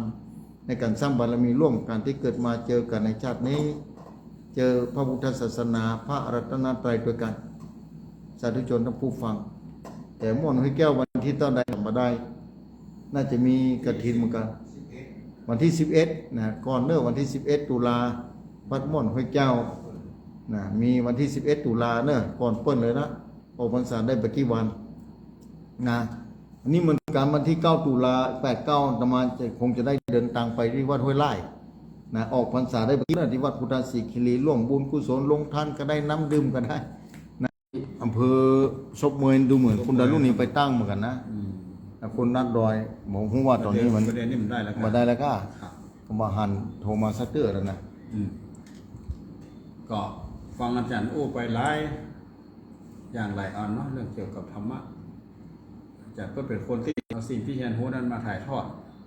เรื่องของการเทศน์การสอนได้มีภูมิรู้ภูมิธรรมอยู่ บางตนบางองค์พวกเขามีความรู้ดีเพิ่งสามารถถ่ายทอดได้ดีนะอันนี้เพราะนั้นความสำคัญที่สุดของธรรมะของพระพุทธเจ้าจะเข้าถึงประชาชนหรือว่าสืบต่อไปข้างหน้าได้มันก็ล้วนอยู่ที่ศาสนาบุคคลก็คือพระสงฆ์องค์เจ้าอันนี้ที่จะเอานำทำคำสอนสิ่งที่องค์พระสัมมาสัมพุทธเจ้าได้หูได้ตรัสไว้ในพระพุทธศาสนามาถ่ายทอดสืบต่อเกิดความมั่นคงยั่งยืนสืบไปการถ้าว่าพุทธศาสนาที่จะไปได้นั่นที่จริงก็ต้องมีไม่ใช่ว่าบักปึ้งพระสงฆ์องค์เจ้าอย่างเดียวภิกษุภิกษุณีบาศกบาสิกาพุทธบริษัทสี่เราต้องมีส่วนในการที่จะเพื่อหนุนกำจูนพระพุทธศาสนาเช่นเดียวกันถ้าจะหวังส่วนใดส่วนหนึ่งยิ่งสถานการณ์บ้านเมืองมันมีการเปลี่ยนแปลงไปตามเหตุตามปัจจัยตามกฎธรรมชาติของมันว่าทุกสิ่งมันก็ต้องมีการคงตัวแน่นอนแม้แต่เรื่องคุณงามความดีความเจริญอย่างพระจ้างที่เกิดขึ้นมีขึ้นด้านวัตถุด้านจิตใจคนพระจ้างวันหนึ่งก็ต้องมีการเปลี่ยนแปลงไปในทิศทางที่ดีขึ้นหรือว่าอาจจะเลวลงก็ได้จากเราดูสถานการณ์ถึงวันนี้สิ่งที่มันเกิดขึ้นมีขึ้นเกี่ยวกับทางศาสนาก็ดีกับบ้านกับเมืองก็ดีบางทีมันก็เป็นเรื่องที่เสียหายเป็นเรื่องที่เราฟังแล้วเราได้รับรู้เราบอกเกิดความบ่ม่วนอกม่วนใจอันนี้แต่ถ้าเรายิ่งถ้าเรารู้ว่ามันสิ่งเหล่านี้มันเป็นสิ่งที่บดีบางงามก็ดีเป็นสิ่งที่กระเทือนใจเราก็ดีตอนในเรื่องของศาสนาถ้าต่างคนต่างท้อละทิ้งแทนที่จะเข้มแข็งช่วยกันลุกขึ้นมาทำหน้าที่ปกป้องดูแลเขากับละเลยเขากับทอดทิ้งใจอ่อนใจจางเคยทำบุญกินทานมาดีเคยดูแลพระพุทธศาสนามาดีก็ละทิ้งบอกว่าเบาแล้วอย่างโน้นอย่างนี้พอแล้วมันฟังแล้วมันแบบมีความสุขในการที่จะทำมันก็ยิ่งจะเสียหายไปใหญ่แต่ตรงกันข้ามถ้าเราเข้าใจลึกซึ้งหรือว่าเราหูคุณค่าของพระพุทธศาสนาแล้วนั้นเมื่อยิ่งมีปัญหาเราก็จะต้องลุกขึ้นมาปกป้องดูแลเป็นห่วงเป็นใยช่วยกันพระสงฆ์มีถูกการกระทบด้วยกระแสสังคมก็ดีที่มันเป็นข่าวมาก็ดีเราก็ต้องยิ่งช่วยกันดูแลรักษาช่วยกันพ่อคอยจะเพื่อได้เสื่อมได้ถอยลงไปอีกนักกว่านี้และยิ่งปัจจุบันในสถานการณ์พระสงฆ์องค์เนรที่จะเข้ามาบวชในพระพุทธศาสนามันก็ลดน้อยถอยลงนะที่จะเข้ามาดูแลสืบสานศาสนาต่อมันก็น้อยลงแต่ว่าในเมื่อเรารู้ว่าคุณค่าทางพุทธศาสนาหรือว่าศาสนานั้นเป็นสิ่งที่จำเป็นอย่างยิ่งกับคนทั้งหลาย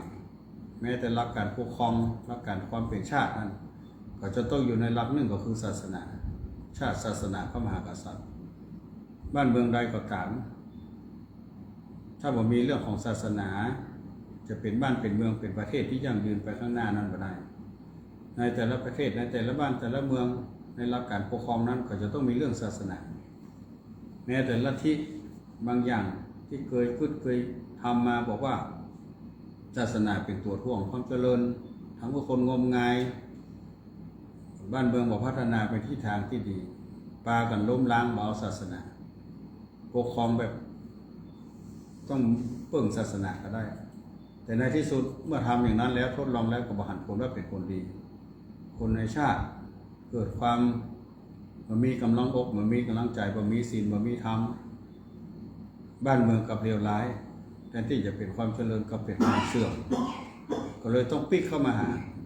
เรื่องของศาสนาบำรุงดูแลศาสนาที่ตั้งมั่นขึ้นมาเล่มอย่างหน่วยหนึ่งก็คือสิ่งที่สำคัญในชาติ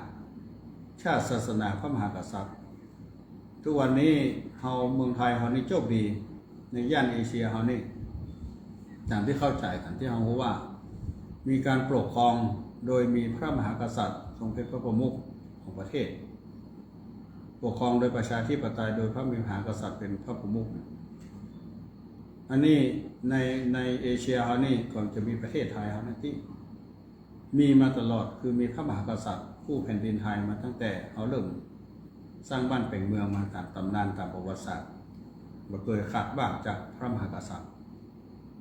เพราะนั้นตัวนี้เฮาซึ่งเป็นคนที่วัยสูงอายุแล้วเป็นส่วนมากเขาผ่านเขาได้รู้เขาได้หันซึ่งคุณของพระมหากษัตริย์ที่มีต่อประเทศชาติบ้านเมืองนี่บางทีเราอ่านจากประวัติศาสตร์ก็ดีเขาได้รู้ได้หันโดยเฉพาะองค์ราชการต่างๆที่เราได้ห่วงพระอยู่ใต้พระบารมีอย่างเช่นรัชกาลที่9เนี่ยถึงแม้พระองค์ท่านจะจากของเราไปแล้วแต่สิ่งที่พระองค์ท่านได้ทำไว้กับพื้นแผ่นดินไทยกับประสงค์นิกรกับหมู่เราทั้งนั้นเขาจดจำได้ดีผู้มีไว้ทุกบ้านดีป่ะผู้ในหลวงมีไว้ทุกบ้านเขานับถือเหมือนกับว่าเป็นพระสงฆ์เป็นครูบาอาจารย์ที่เขานับถือไม่ได้นับถือแค่ว่าเป็นพระมหากษัตริย์ธรรมดาอันนี้คือความปลูกฝังความมีมาของชนชาติไทยหลายประเทศที่เพิ่นมองเพิ่นชื่นชมว่าเมืองไทยเราโชคดีถึงแม้หลายประเทศจะมีวิกฤตการสงครามป้องกันบ้านการเมืองการปกครองที่มันปกติพ้องเกิดภัยพิบัติธรรมชาติรุนแรงก็ดีอย่างก็ดีเพิ่นก็จะเล็งหันเพื่อก็เพราะประเด็นนี้ข่าวสารข้อมูลการรู้การหันนี่มันเป็นไปได้ทั่วโลกแม้แต่แผนที่ทางอากาศมันส่องดาวเทียมมันส่องมามันหันหมดทั่วโลกนี่บ้านไหนเมืองไหนมันเป็นจะได้พายุจะเข้าที่ไหนมันเกิดภัยพิบัติที่ไหนมันหันหมดมันมีภาพถ่ายลงมาหูบ้านเหนือเมืองไหนเป็นจะได้มันก็เกิดขึ้นมีขึ้นในขณะใดเป็นอย่างไรเพิ่นหูเพิ่นติดตามข้อมูลอย่างตลอดประเทศที่เพิ่นชื่นชมเฮาเพิ่นก็บอกว่าโอ้เมืองไทยเฮานี่โชคดีถึงแม้เฮาจะเจอวิกฤตการณ์ภัยพิบัติที่มันรุนแรงอย่างไรก็ตามประเทศประเทศอื่นแล้วเฮายังโชคดีอยู่มันมีหลายประการแต่มาก็จำได้บ่หมดแต่ที่เพิ่นบอกไว้ว่ามันดีแต่สิ่งที่ดีอย่างหนึ่งเพิ่นว่าเฮาโชคดีที่ว่าเมืองไทยเนี่ยทรงมีพระมหากษัตริย์เป็นพระประมุขเนี่ยนะแล้วก็มีประชาธิปไตยโดยมีพระมหากษัตริย์มาโดยตลอดและประตกเป็นเมืองขึ้นของไทยเคยถูกเป็นเมืองขึ้นในช่วงที่เป็นล่าอาณานิคมหมู่ฝรั่งมังค่าในยุคก่อนฝรั่งเศสที่ก็ดีที่มันล่าเอาประเทศเมืองขึ้นแวดบ้านแวดเมืองเขานี่ประเทศพม่ามาเลลาวเขมรพวกเนี้ยโดนเวียดนามโดนเป็นเมืองขึ้นของต่างชาติแต่ไทยห้ามเป็นมาเป็นอย่างหนึ่งก็คือด้วยความปรีชาสามารถขององค์พระมหากษัตริย์ของเขาเนี่ยที่เป็นคนดูแลประเทศชาติบ้านเมืองเพื่อมีความชาญฉลาดในการที่จะเอารอดจากการประทุษได้ตกเป็นเมืองขึ้นของประเทศที่ล่าอาณานิคมสมัยนั้นถ้าศึกษาเอาข้อเอาเรียนรู้มาป้องของรายการที่5จะมีพระบุญคุณอย่างยิ่งในการที่จะปกป้องป้องเมืองคือรอดพ้นจากการที่ประตกเป็นเมืองขึ้นของประเทศที่เป็นมาล่าอาณานิคมเมืองไทยโชคดีที่ว่าเอาเคยตกเป็นเมืองขึ้นเมืองไทยโชคดีที่ว่ามีพระมหากษัตริย์ทรงเป็นพระประมุขและเมืองไทยโชคดีที่ว่ามีพระพุทธศาสนาองค์พระมหากษัตริย์เองก็เป็นผู้ที่ต้องได้นับถือพระพุทธศาสนาเป็นองค์ศาสนูปถัมภกย่อยกพระศาสนาพระพุทธศาสนาเพราะนั้นรับในการที่ปกครองของพระองค์ท่านก็ดีของกษัตริย์แต่ละพระองค์ก็จะต้องยึดหลักในเรื่องของธรรมะในของพุทธศาสนาเพราะว่าทศพิธราชธรรมเนี่ยก็จะไปทำของธรรมะของพระมหากษัตริย์ที่ปกครองบ้านเมืองดูแลประเทศชาติบ้านเมืองดูแลพระสงฆ์นิกรของพระองค์อันนี้ความโชคดีว่าเรามีพระมหากษัตริย์ที่ทรงนับถือพระพุทธศาสนาแล้วได้รับธรรมคำสอนที่ดีนั้นน่าเป็นหลักการบริหารพระองค์ในการปกครองประเทศทำเพื่อประเทศชาติบ้านเมืองรอดพ้นภัยอันรุนแรงต่างๆมาจนถึงณวันนี้อันนี้คือเราได้ตระหนักรู้เราได้ถ่ายทอดสิ่งเหล่านี้คือลูกหลานตอกย้ำนะศรัทธาญาติโยมที่รอรุ่นใหม่มันหูเพราะว่าประเทศเราเรียนเกาะมันได้ผ่อนปลนมันไม่ได้สอนความเข้มข้นเรื่องของการศึกษาประวัติศาสตร์ความเป็นมาของบ้านของเมืองก็ดีมันอย่าทำเพื่อหลอดมันไม่ได้เกิดความภาคสำนักรู้หมดคนเขารุ่นเก่ารุ่นก่อนความโชคดีแห่งเมืองไทยอย่างหนึ่งก็คือว่าเมืองไทยเขาเนี่ยมันตั้งอยู่ในบ้านในเขตประเทศอันเป็นอุดมมงคลน่ะในมงคล38นั่นเพิ่นว่า ปฏิโลเทสาวโสการได้ชาติเกิดในประเทศที่เป็นอุดมมงคลนั้นจะเป็นมงคลอย่างยิ่งกับชีวิตเป็นประเทศนั่นก็คือสถานที่เกิดที่ตั้งของบ้านของเมืองเราเมืองไทยเรานี่สถานที่ตั้งนี่มันอยู่ในรอยเลื่อนของเปลือกโลกที่เป็นว่าวงแหวนแห่งไฟวงแหวนแห่งไฟหมายความว่าผู้ฟังเนาะเปลือกโลกเขาเนี่ยมันมีการพัฒนาตัวของโลกเนี่ยมันเปลือกโลกแผ่นดินมันจนกันแล้วมันจะมีรอยต่อรอยเลื่อนใกล้ๆเขาเนี่ยถ้าเป็นเชียงใหม่เราปูนไปมีรอยเลื่อนแม่ทายรอยเลื่อนนี่เราเป็นรอยเลื่อนน้อยๆมันแบบรุนแรงแต่รอยเลื่อนใหญ่ๆที่มันจะรุนแรงทำให้เกิดแผ่นดินไหวก็ดีภูเขาไฟระเบิดก็ดีอย่างแรงๆมันจะอยู่รอบบ้านเขาเช่นว่าประเทศพม่านี่จะผ่าตั้งแต่ตอนใต้ของประเทศพดขึ้นไปตอนเหนือก็เลยเส้นใหญ่ที่ว่ามันจะเกิดภัยพิบัติรุนแรงอ้อมไปทางรอบคุณเนี่ยแบบเข้าในประเทศไทยอันนี้เขาโชคดีว่าเวลามีภัยพิบัติเกิดจากแผ่นดินไหวบ้านเขากับบนรุนแรงก็เพิ่มประเทศพม่านี่จะรุนแรงกว่าเขาเพราะเป็นอยู่บนรอยต่อแห่งแผ่นเปลือกโลกที่มันจนเพื่อมันมีการขยับไปทำให้รุนแรงอันนี้อย่างหนึ่งคือความที่ตั้งของประเทศไทยเนี่ยโชคดีที่ว่ามันได้ไปอยู่ในเขตพิบัตินะเพราะว่ามันเป็นประเทศมันเป็นอุดมมงคลนี่ความโชคดีของเขานะศรัทธาญาติโยมแล้วก็เขตที่ตั้งของเขาเนี่ยมันก็บอกใกล้ทะเลเกินไปมันก็เป็นเกาะนะมันจะใกล้ทางภาคใต้แต่นี้โชคดีว่าเวลาพายุเกิดทุกครั้งนี่นะมันจะเกิดจากทะเลทางพุทธทะเลจีนตอนใต้มันจะผ่านขึ้นไปมันจะไปเข้าทางเวียดนามหรือว่าจีนหมู่ที่อยู่เกาะฟิลิปปินส์อย่างนั้นนะญี่ปุ่น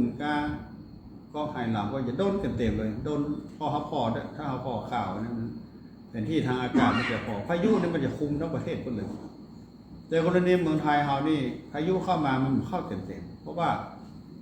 จะผ่านถึงบ้านเฮาเนี่ยมันจะต้องผ่านประเทศที่อยู่ฮับหน้ามาก่อนหรือว่าขึ้นที่เวียดนามกว่าจะเวียดนามมาลาวจากว่าลาวมาเขมรลาวมาเข้าไทยเข้ามาไทยก่อนจะมาทางอีสานตอนบนเนี่ยเนาะเฉียดขึ้นไปทางบนส่วนมากจะเข้ามาเต็มประเทศไทยนี่มีน้อยมากนะแล้วก็มาถึงบ้านเฮามันก็ลดความรุนแรงเลยนะเพราะมันไกลทะเลพายุนี่ถ้ามันอยู่ใกล้ทะเลมันขึ้นฝั่งมาเว้ยมันจะรุนแรงแต่ถ้ามันไกลทะเลเข้าแผ่นดินใกล้มันก็จะอ่อนลงกลายเป็นมันบรรลุนแรงแล้วไปบางทีกับได้เป็นประโยชน์กับเราได้น้ำได้ท่าที่เหมาะสมในการที่จะมาใจเติมเขื่อนเติมยังให้เกิดประโยชน์เกิดอุทกภัยรุนแรงบางเป็นจะเป็นบางปีเท่านั้นเองที่มันแต่กับบรุนแรงเกินไปนะอันนี้คือความโชคดีอย่างหนึ่งของเราญาติโยมนะอันนี้ที่อาตมาอู้เขาว่าเพื่อให้เราได้ตระหนักรู้ว่าเราเองเนี่ยมีความฮักบ้านฮักเมืองฮักประเทศชาติฮักศาสนามันเดียวกันหมดอย่างเขาเป็นคนใหญ่ขึ้นมานะนายเองมาตองตัวเก่าเหมือนกันถ้าเป็นละอ่อนวัยรุ่นแล้วกันคนหนุ่มคนสาวมันไม่ค่อยสนใจเรื่องการบ้านการเมืองเนี่ยมันเป็นตามวัยของคนแต่พออายุนักขึ้นแล้วเขาเริ่มมีความห่วงใยห่วงบ้านห่วงเมืองห่วงลูกห่วงหลานห่วงชาติของพระศาสนาประเทศชาติบ้านเมืองจะไปทางหน้าเป็นจะไหนเริ่มมีความห่วงห่วงบ้านห่วงเมืองว่ากลัวมันจะมีสิ่งที่บดีบางงามเกิดขึ้นกับบ้านกับเมืองแล้วมันจะเป็นอันตรายต่อลูกหลานไปหน้าอย่างนี้อันนี้มันเป็นวัยของเราที่มีความสำนึกโดยธรรมชาติของมันเองอันนั้นเราเองจะมีส่วนหนึ่งในการที่จะดูแลประเทศชาติพระศาสนาได้จะได้นะเราก็ต้องไปทำช่วยกันอย่างเช่นอาตมาว่าศาสนาเนี่ยก็เป็นหน่วยหนึ่งเป็นลับหนึ่งของบ้านของเมืองเมื่อมีการกระทบทำให้เกิดการกระทบทางด้านจิตใจ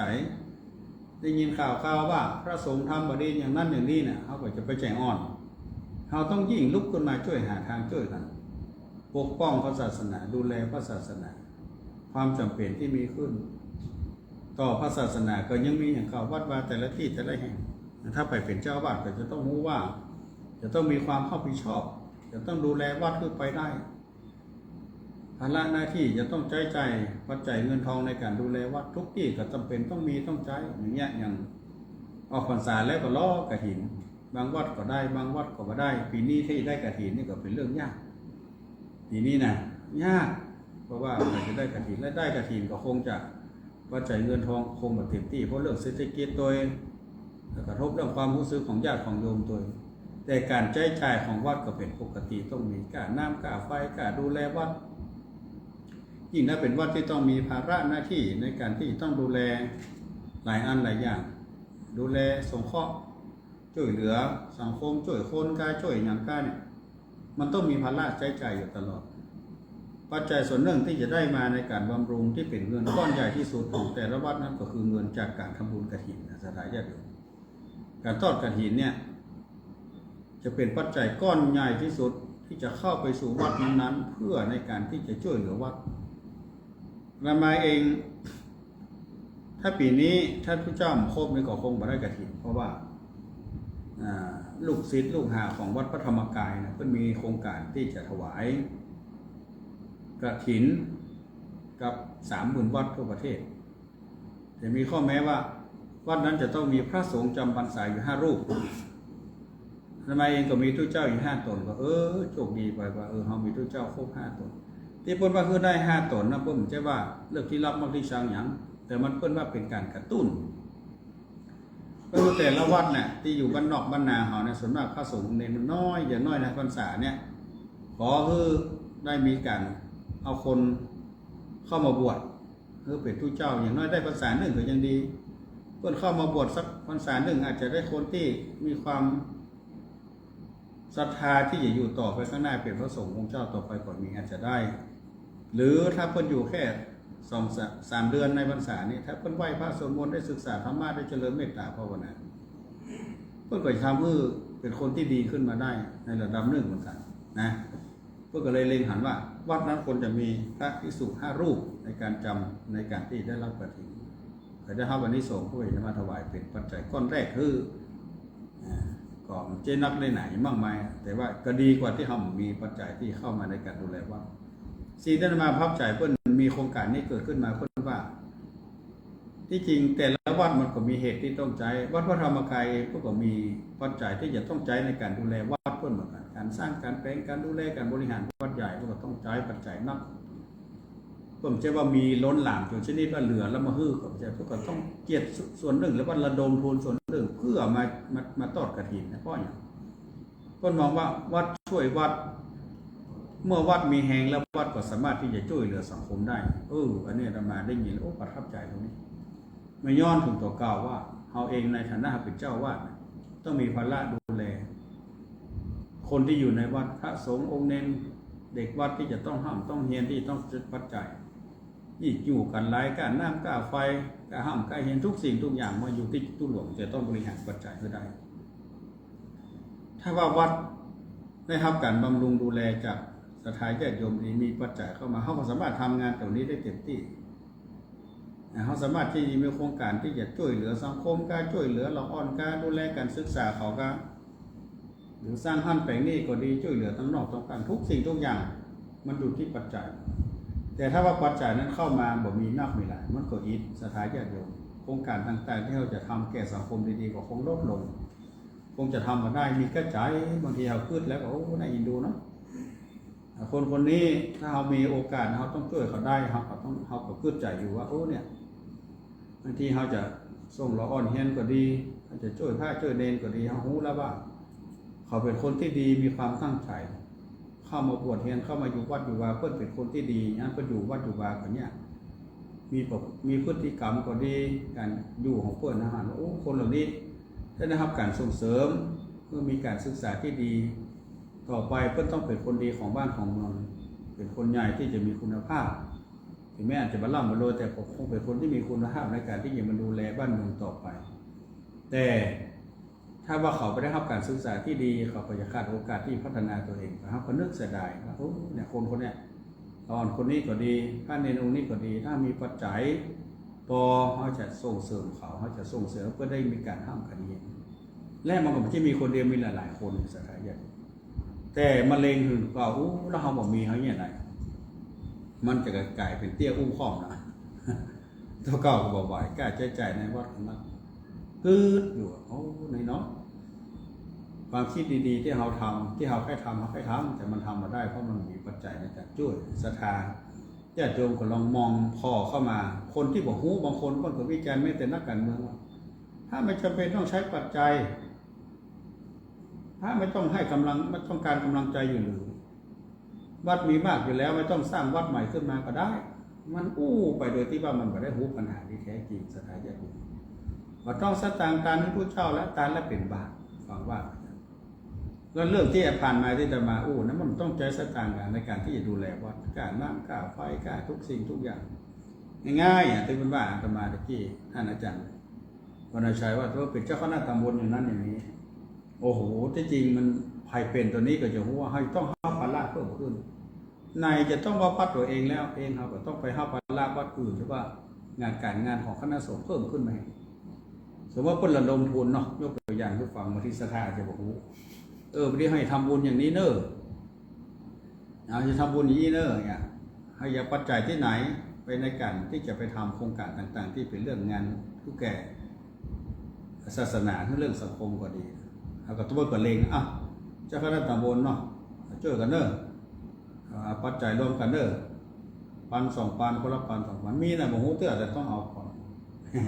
แล้วเขาเช่นจะไปบอกผู้วัดอื่นลูก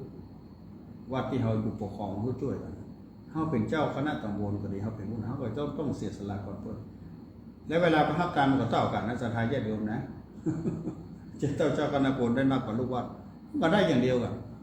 ไปจกสลัดก็ได้10 เส้นนะก็ได้2 เส้นนะก็ได้เต้าคนใส่ตาดาก็ได้ตาอัน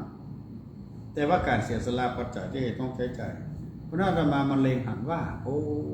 การทำงานทุกสิ่งทุกอย่างในยุคนี้สมัยนี้แต่คนเพิ่นมองแบบอย่างพระไม่ต้องทำหน้าที่นี้ได้ก่อนพระไม่ต้องไปช่วยเหลือน้ำท่วมมาทุกเนี่ยมันมีคนวิจารณ์ในสถานญาติโยมวันนั้นอาตมาเองได้มีโอกาสเข้าไปร่วมกับคณะสงฆ์โดยมีพระเดชพระคุณพ่อเจ้าคณะจังหวัดเป็นองค์ประธานของจังหวัดเชียงใหม่พร้อมคณะสงฆ์หลายตำบลหลายอำเภอเจ้าคณะอำเภอไปร่วมกันบริจาคที่อำเภอแม่แจ่มที่ปางหูตึงเข้าของตึงอย่างระดมกันภายใน3 วันนั่นน่ะวัดต่อวัดบอกกันวัดนั้นบอกวัดนั้นมีอย่างช่วยกันเนอะเอาข้าวน้ำปัจจัยรวมกันไปได้ไปหลายกันโลดสถานญาติโยมได้เงินแหมเกือบเป็น400,000ที่จะเข้าไปช่วยสถานญาติโยมแล้วก็ได้เลือกโดยว่าคนที่เอาไปช่วยนั่นจะเป็นเจ้าคนบ่ได้เจ้าพุทธเนอะคนถือศาสนาอื่นเขาก็บอกว่าคือช่วยได้เหมือนกันหมดในรูปของว่าพระสงฆ์เข้าไปช่วยสังคมรับประหารวันนั้นแล้วก็เงินเหล่านี้ง่ายโดยไม่ได้เป็นเงินที่ผ่านจากกระบวนการอย่างเช่นว่าถ้าเป็นระบบของราชการนี่ก็จะต้องมีแผนอย่างนั้นอย่างนี้กว่าจะเงินจะตกถึงนั้นมันช้าอย่างที่เพิ่นไปช่วยกันตั้งชายแดนเหมือนกันสถานญาติโยมอย่างที่มันมีคนที่อาสาไปช่วยระดมทุนโดยการบริจาคผ่านคนนั่นอย่างกันจอมพลังนั่นแหละถ้าสถานญาติโยมนี่ยันว่ามันชับไวสถานญาติโยมมันเวยแต่ถ้าระบบราชการระบบนี้มันต้องมีขั้นมีตอนกว่าจะเงินกว่าจะผ่านกว่าจะถึงมันประตันการน้ำพอแห้งพอไปไหนงบยังบ่ถึงแต่ถ้างบสปีติโยของพระเจ้าเนี่ยงบปูนไปที่ตั้งมันเว้ยสถานมันถึงได้เว้ยอันนี้แล้วมันจำเป็นการปัจจัยสำหรับพระเจ้าที่จะไปช่วยในกิจอย่างนั้นบางคนก็มองบางคนก็ว่าพระเจ้าเขาก็มีหน้าที่อย่างบวชเข้ามาก็ปฏิบัติธรรมกัน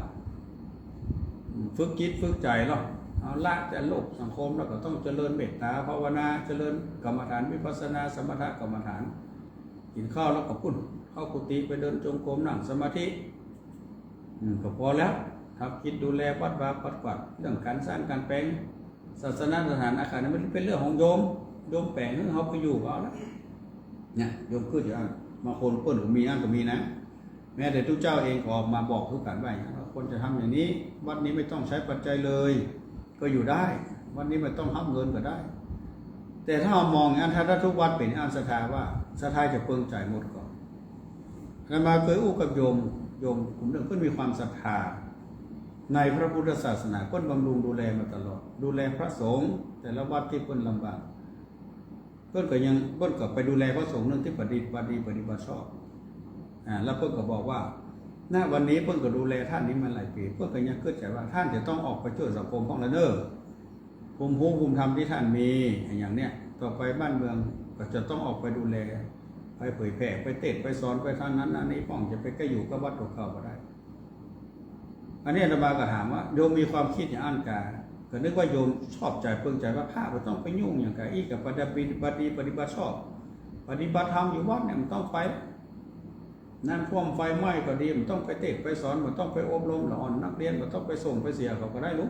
อันนี้มันเป็นหน้าที่โดยตรงโยมมาบัดใจค่ะยุคนี้สังคมสมัยนี้ถ้าพระสงฆ์ท่านละเลยและศรัทธาเขาจะอย่างไรสังคมจะเป็นอย่างไรเขาจะต้องออกมาช่วยกันนี่อาตมาก็ได้ข้อคิดเหมือนกันว่าอ๋อโยมบางคนก็คิดอย่างนั้นว่าหน้าที่ของพระสงฆ์จะต้องทำอยู่จะต้องเป็นอยู่แต่ถ้าเขาละเลยแล้วเขามาดูแลพระสงฆ์เขาเคยกินเคยทานเขาก็บอกไปแล้วเศรษฐกิจบดีบางนี่ข่าวตุ้เจ้าบดีมันไปแล้วไปข้าทานกับทานเถอะที่ขั้นมันนักอกนักใจถ้าเขาขึ้นอีรัสธาตุ้เจ้าเขาจะเป็นจะได้วัดวามันจะเป็นจะได้ไปทางหน้าเนาะอันนี้มันชื่ออู้เชิงน้อยใจเนอะอู้เชิงการวิเคราะห์ความเปลี่ยนไปของวิถีของบ้านของเมืองที่มันสอดคล้องกับความเป็นจริงในยุคในสมัยนี้แต่ถ้าเข้าแต่ละทางของพระพุทธศาสนาสิ่งนั้นเป็นธรรมดาปกติมันมีความเจริญแล้วเหมือนมีความเสื่อมกฎไตรลักษณ์มันทำงานอยู่เสมอแล้วมันไม่ได้เลือกตัวว่าจะต้องเข้าไผ่ออกไผ่นะคือความเปลี่ยนกฎไตรลักษณ์นั่นคือความเปลี่ยนแปลงนั่นเองสถานที่บ้านเมืองเฮาความเปลี่ยนมาของบ้านของเมืองเฮาการลบพุ่งกันมีทะเลาะเบาแวงกับกันในเรื่องสงครามมันก็มีมาตลอดตั้งแต่ครั้งองค์พระสัมมาสัมพุทธเจ้ายังตน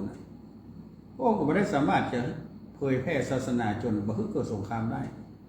แม้แต่พระญาติเชื้อพระวงศ์ของพระองค์ท่านจะลบราฆ่าฟันกันแย่งน้ำกันใส่นาไปได้องค์เสด็จไปห้ามทั้ง3 ครั้ง 3 หนก็ยังบ่พอสมยังบอกสามารถห้ามกันในที่สุดเกิดการฆ่าเกิดการสงครามขึ้นนั่นเนี่ยแสดงว่าสิ่งเหล่านี้มันมีมาตั้งแต่ไหนแต่ไทยพระพุทธเจ้าเองก็บ่ได้ทรงที่จะแก้ได้เรื่องการที่จะบื้อคนได้มาทำสงครามมาทะเลาะเบาแหวง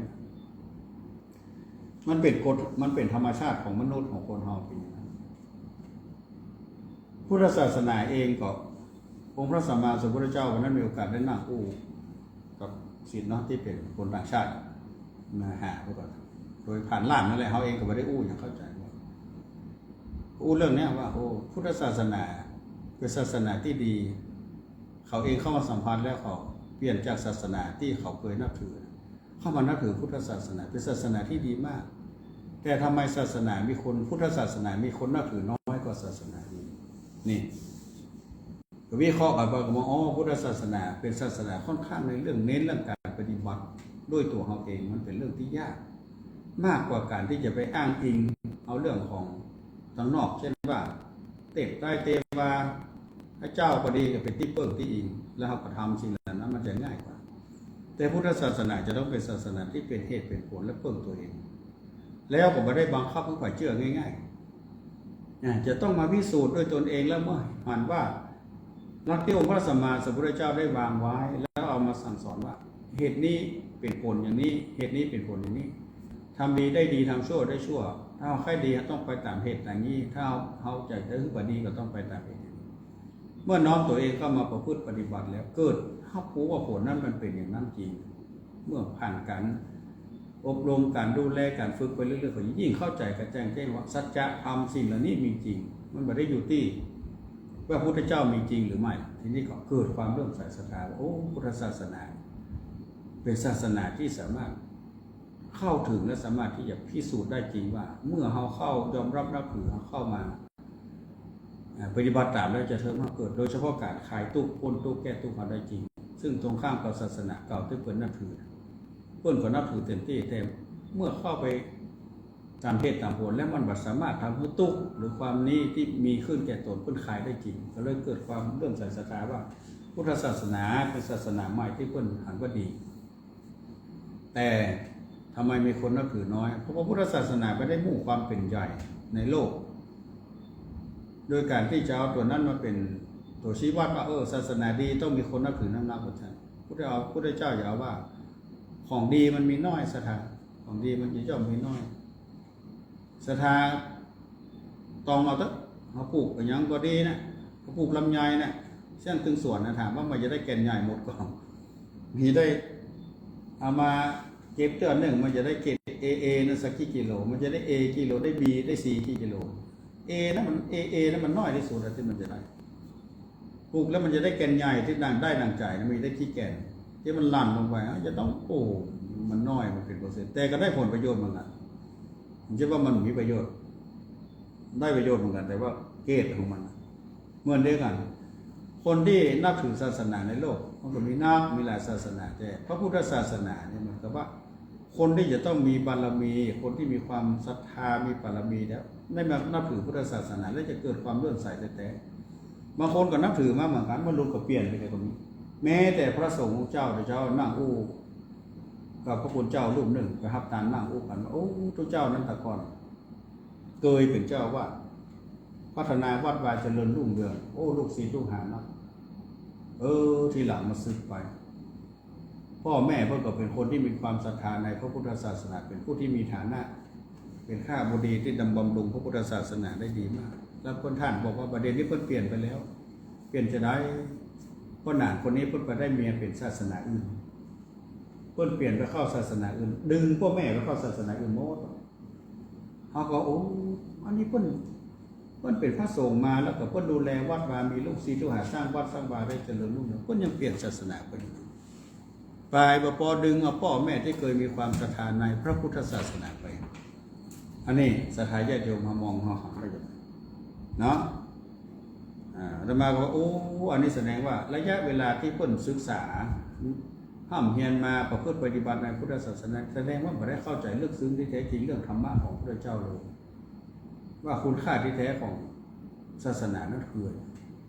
นำทำคำสอนที่เราประพฤติปฏิบัติได้ผลจริงได้ก่อนในการที่จะแก้ทุกข์ใครทุกข์แก่เราศรัทธาญาติโยมเนอะที่อาตมาอู้นี่ลำดับลำดามาประเด็นก็คือเข้ากับเหตุการณ์บ้านเมืองที่เป็นปัจจุบันว่าสภาวะที่มันกระทบต่อจิตใจของเราก็ดีเศรษฐกิจก็ดีบ้านเมืองก็มีภัยต่างชาติต้องทะเลาะเบาแวงภัยกับศาสนาก็มีอะไรเงี้ยบางทีเราจะหดหูบางทีเราเข้มแข็งคือว่า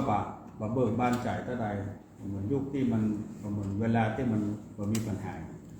สิ่งนั้นนี่มันเป็นธรรมชาติที่มันมีเกิดมีดับเกิดขึ้นมาตั้งอยู่ดับไปความเจริญมีขึ้นก็มีความเสื่อมเมื่อมันเสื่อมแล้วมันก็มีความเจริญนะส่วนหนึ่งเราก็ต้องมีธรรมะอยู่ในใจอย่างนี้ถึงแม้เราจะลุกมาทำอย่างเราก็แจ้งแต่ท่านที่สุดถ้ามันราก็ต้องวางว่ามันเป็นกฎของธรรมชาติในหลักของพรหมวิหารธรรมทั้ง4ก่อนของธรรมะอันซึ่งเป็นคนที่เป็นผู้ใหญ่เป็นนักปกครองก็เลยเป็นพ่อเป็นแม่ก็เลยเป็นครูบาอาจารย์พรหมวิหารธรรมทั้ง4ต้องมีในใจนะเอาอู้แล้วอู้แหมนะพรหมมี4หน้าก็คือคุณธรรมข้อที่1คือความเมตตาคือเอ็นดูโอ้ทหารไปชายแดนเนาะโอ้ผ่านภาคตะก่อนแม่กาแม่ขายหันรถทหารมาจอดติ้วของกินหล่นทุกคนขอนี่ร้านตำราเพิ่นไปซื้ออาหารกับข้าวแล้วมาขายก็คือบดายก็คือทหารเมตตาเอ็นดูเขากลัวเขาไปเจ็บไปเป็นเขาไปอยู่ชายแดนเขาจะอยากจะก้านเขาปกป้องบ้านเมืองเอ็นดูบดายมันต้องกรุณามีตาดาก็ต้องช่วยมีไอ้ยังก็ต้องเอาเอาฝันนี่เมตตากรุณา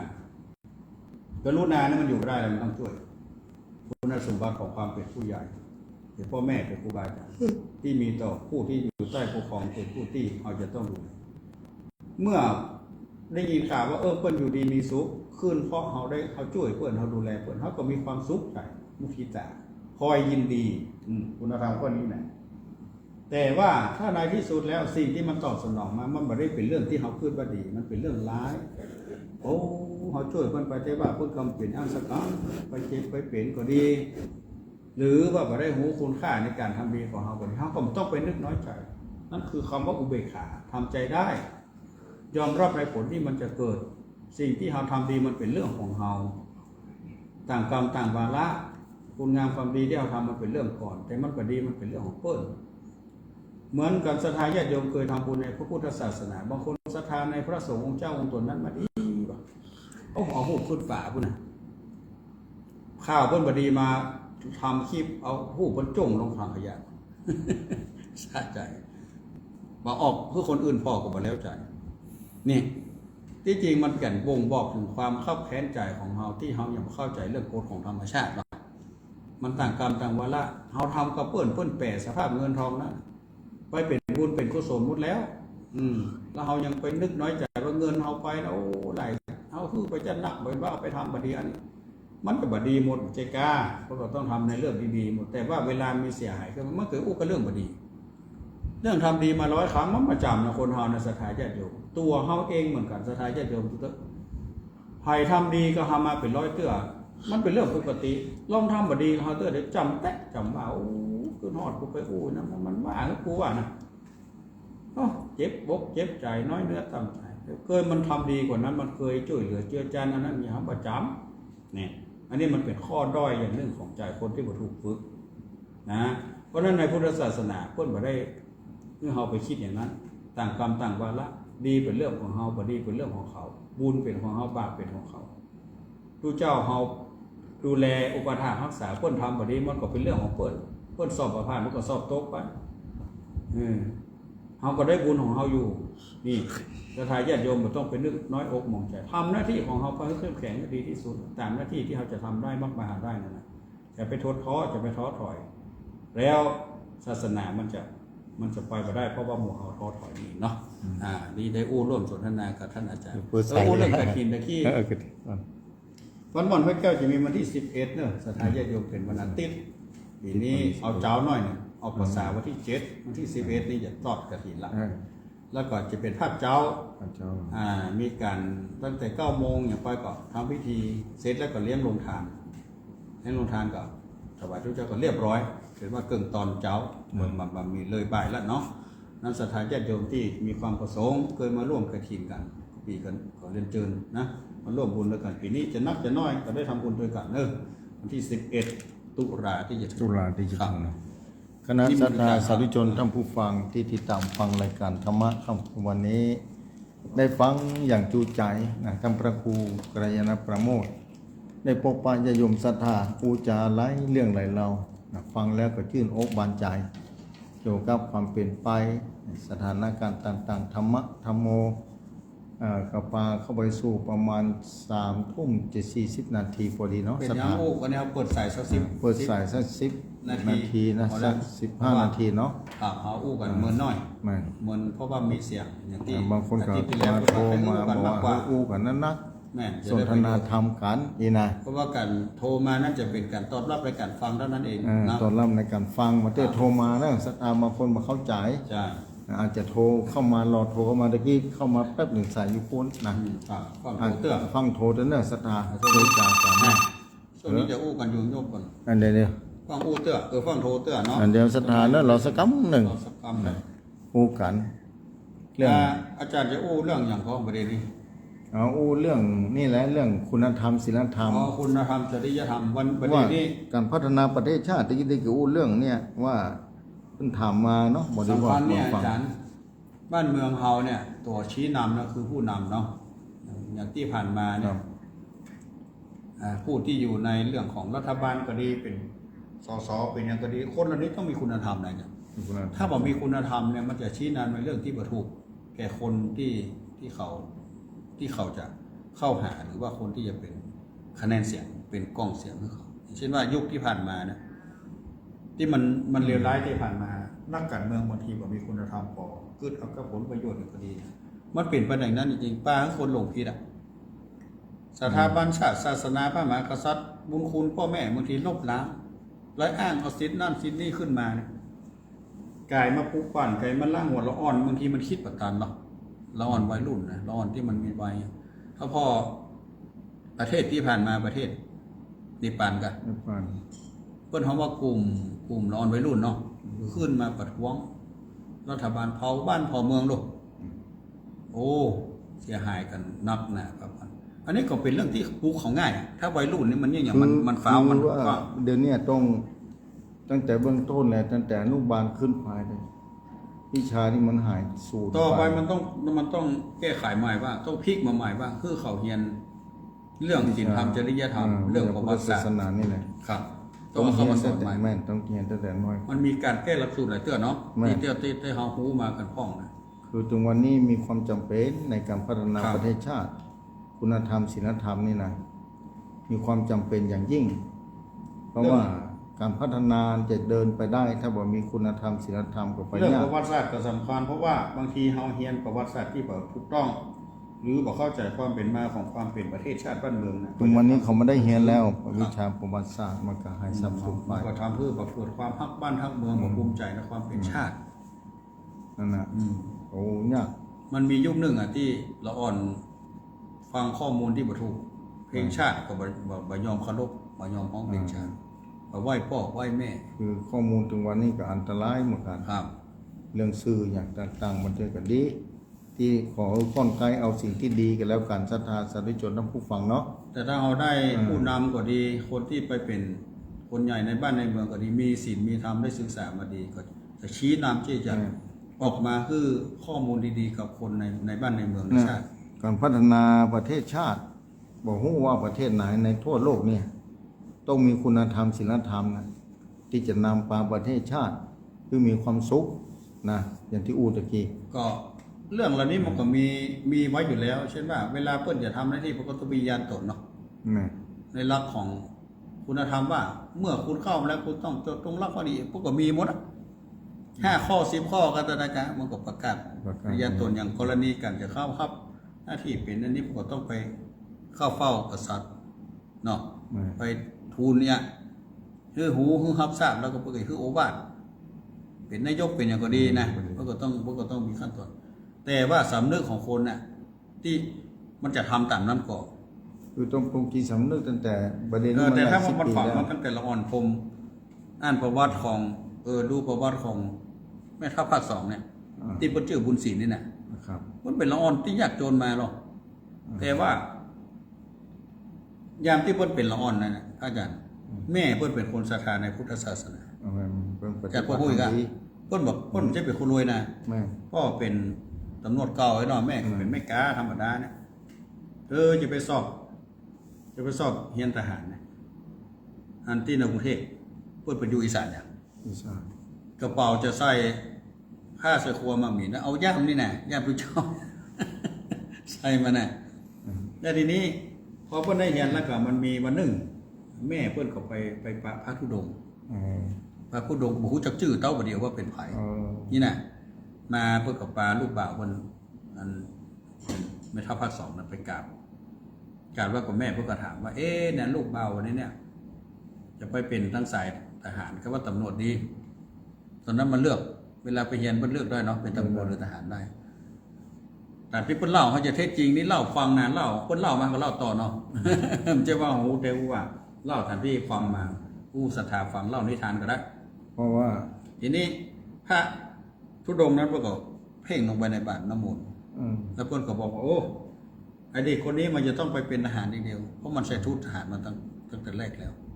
มันต้องเป็นสายทหารเนอะมันจะได้ดูแลบ้านเมืองไม่ได้ทำหน้าที่ที่ดีที่สุดแม่เขาเพิ่นก็เลยตัดสินใจมาตั้งสายทหารมาเขียนด้วยแล้วจากขั้นมาก็บอกเลยว่าพระสงฆ์องค์นั้นเป็นไผแล้วเพิ่นก็เป็นคนที่เข้าวัดเข้าบาปฏิบัติธรรม เนี่ยการปฏิบัติธรรมมีความจำเป็นต่อ จะเป็นแล้วก็ศรัทธาพอเด้อเวลาคนที่มีธรรมะกับคนมีธรรมะเวลาอู้มันถึงแตกต่าง ตั้งขัน บุคลิกความนิ่งเนาะ แม่ ความสุขุมความอย่างมันจะมีเนาะ อืม ปัจจัยอารมณ์ความอย่างก็จะมีมันเปรียบเทียบกับคนที่บ่ได้ฝึกมาเลย มา ถ้าพ่อพูดแล้วอ๋อนี่เพิ่นฝึกมาฝึกจิตมา เพิ่นไหว้พระสวดมนต์ตลอด ครับ พระเจ้าเพิ่นไหว้พระสวดมนต์ตลอดเนาะเพราะฉะนั้น แล้วระบบวันไหวในกระแสที่มันบ่ดีได้ง่าย เพราะฉะนั้นไหว้พระสวดมนต์ภาวนาก็ดีรักษาศีลธรรมมีความจำเป็น ๆครับ ต่อครอบครัวต่อสังคมต่ออย่างต่างๆ มีความจำเป็นอย่างยิ่งนะเรื่องการรักษาศีลรักษาธรรมเนี่ยมีความจำเป็นต่อประเทศชาติ ต่อสังคม ต่อการทำงานต่อ การทำงานหน้าที่ สิ่งแสดงออกความ ต่าง คิด ๆเพราะฉะนั้นเนี่ย ครับ ก็เลยอู้ตะกี้ว่าต้องพัฒนาวิชาศีลธรรมเนี่ยหรือว่า มีเข้ามาเนาะเพราะเราอ่อนนี่มัน นำวิชาศีลธรรมในการพัฒนาประเทศชาติ ที่เราจะเข้าสอนเขาเนี่ยเราอ่อนบางทีมันก็คนใหญ่เป็นคนล่างหลักสูตรเท่าดุ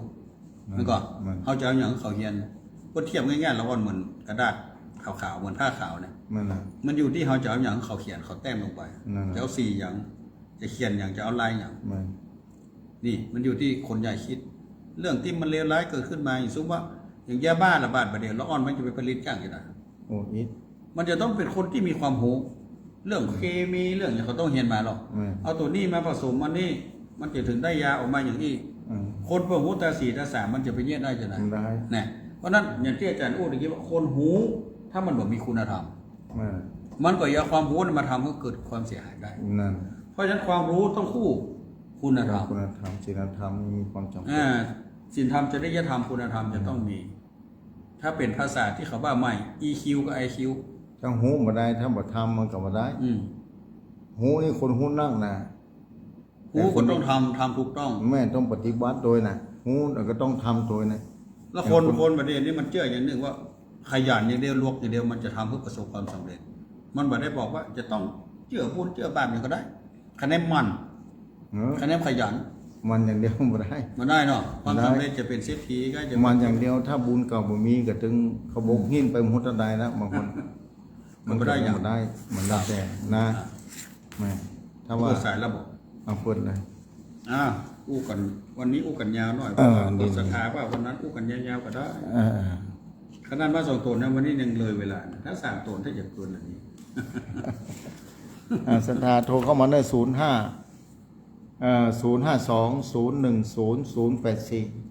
ที่ล้อโทรเข้ามาเนาะอย่าโยมศรัทธาโทรเข้ามาได้เด้อนะอุจากันเข้ามาตอนนี้เปิดสายธรรมครูกำลังรอจดนะภายที่ให้โทรเข้ามากับโทรเข้ามาเนอะ เข้ามากำหนึ่ง 052 เปิดโอกาสให้โทรแล้ว 010084โทรเข้ามาอุจาเนอะศรัทธาตีตั้งใจนะว่าแจ้งผลการรับฟังว่าที่ไหนพ่องฟังอยู่ที่ไหนเป็นจะได้เจริญปอน ไหนจ๋าอาจารย์เจ้าไม่ไปเงินเด้อ แม่เรือน ไม่เลินเลย แม่เรือนแสนต่ออำเภอวังเหนือลำปางขอบคุณเนอะแม่เนอะอนุโมทนาเนอะ จ้าจ้า สาธุเนอะบุญรักษาเอาใส่ต่อไปเข้ามาแจ้งผลการรับฟังนะว่าที่ไหนฟังอยู่แจ้งจะได้หูนะบ่ครูมันรอจดคือศรัทธาเจริญปอนเจริญปอน จ้าท่านพระอาจารย์สองตนสององค์เจ้า แม่ฉลาดกา แม่สุขุนจำที่ราชตั้งหนองน้ำตางเจ้า เสียงมึงไม่ฉลาดเนาะลำปางฟังชัดเจนดีเนาะแม่เนาะ ชัดเจนเจ้าแต่แม่ให้สบายแม่เจ็บต้อง น่ะเสียงเปลี่ยนแปลงไปดูแลสุขภาพด้วยนะแม่เนอะ จ้าเป็นกักก็ ซ้อยุกซ้อยามมากี่ลูกเต้าอยู่ด้วยว่า เจ้ามีตาแต่อยู่นี้กับหูมาให้ดีนะ บุญฮัก ษา อยู่ดีมีสุขนะแม่นะ จ้า ฟังธรรมะ เป็นกำลังใจให้ทั้งสองตนนะ สาธุสาธุแม่สิกุลดูแลสุขภาพเนอะแม่สิกุลเนอะลูกเต้ามาพอดไปเรื่อยเนี่ยขาดถ้าลูกเต้าไปอยู่ใกล้ก็เป็นห่วงเนอะแต่ละคนเนาะเจริญปอน ให้ข้าเจ้าบ้านต่างกันบุญสิเมียงคุณดอกคำใจนะเจ้าแม่แก่งทองนะเจ้าเสียงชัดเจนนะเจ้า ชัดเจนเนาะเบียงดอกคำใต้เนาะ เสียงชัดเจนนะเจ้า อนุโมทนาเนอะแม่ใส่ทองเนอะแม่แสงทองนะ คือกำลังใจถึงการดูจังนะเจ้า สาธุบุญหักษา052010084คนละน้อยเนาะสถานะแจ้งผลการรับฟังมาเจริญปอน สาธุสาธุสาธุอินทร์พระเจ้า วิอีน้ำพึ่งเสมอเนาะแม่เนาะ พระเจ้าได้มาส่งตนจ้ะ มาส่งโตนแม่ให้โตนเรื่องบ่ว่างเนาะ พระครูสังฆครูสมาเนาะ พระครูสถิตนี่เปิ้นไปการเป็ดไป เจ้าจะรับความเลิกมาเจ้าไว้ฝากเจ้า สาธุบุญรักษาอยู่ในสุขเอาเข้ามาเลยเนี่ย052010084เจริญพร จะเป็นพระเจ้าท่านอาจารย์ท่านก็คือทั้งสองลูกกับตนเจ้า แม่สีทนนะเสียงมีเอกลักษณ์จำได้ดี นั่น บุญรักษานะแม่เนี่ยอยู่นี่ กำลังเจ้า แม่สีทนชัดเจนดีนะแม่เนาะ เจ้าชัดเจนดีเจ้าโดยตีเถื่อนแล้วนะ อ๋อแดนดินทีนะอีกกับบอกสถานีโดยชัดเจนดีเนาะ เจ้าไว้ฝากเจ้า สาธุ เป็นกินน้ำนาน แดนดินทีนั้นนาที่สวัสดิ์ต้องหันโรงอาหาร อ๋อ เดินดินเนี่ยคนออกเลยเจริญปอนเจริญปอน ไว้ตาเจ้า ที่ไหนทางใด ตะตุ้ม อ๋อตาตุ้มแม่อย่างก็ดื้อหรือเปล่า แม่ยัง แม่จันหอมแม่จันหอม เจ้าโอ้หลายเกิดรับได้หนูหา น่าก็อยู่ดีมีสุขนะแม่ คือกับ จัน ดังสบายดีเนาะ สบายดีอยู่ดีมีสุขเนอะ เจ้า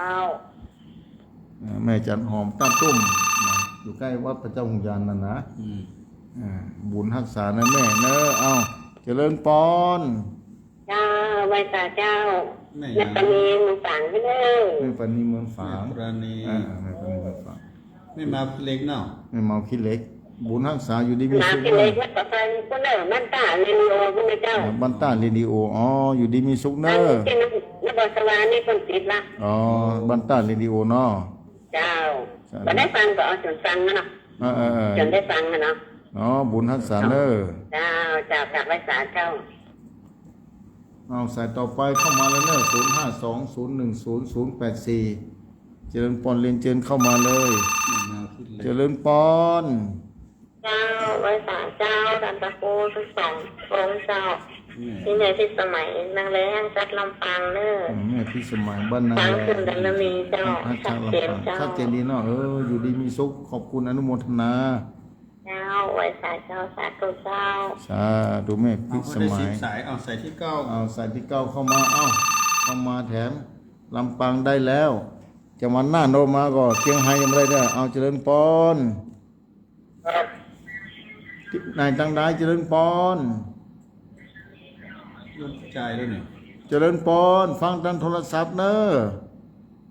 ฮัลโหล ครับ โทษที่ไหนตังได้ อยู่นี่ครับ อยู่ลีบ้านไหนพ่อบ้านชื่อเนี่ยอยู่อำเภอลีอยู่บ้านไหนพ่อ บ้านประภายครับ บ้านปลอดภัยอยู่ดีมีสุขเนอะป้ออย่างก็ ผู้หมวก ป้อหมวกบ้านปลอดภัย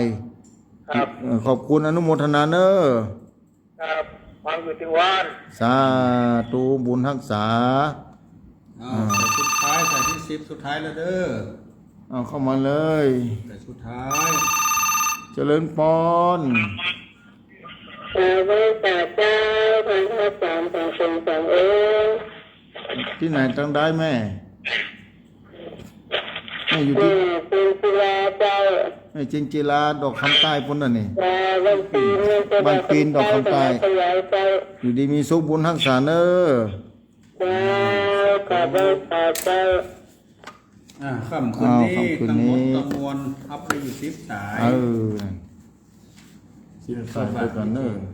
จะได้ทนสายเนาะค่ำคืนนี้มี10สายสายที่1 10 สาย แม่เรือนบ้านแสนต่อบ้างเหนือลำปางเนาะสายที่2แม่ศรีกูลตันตุระ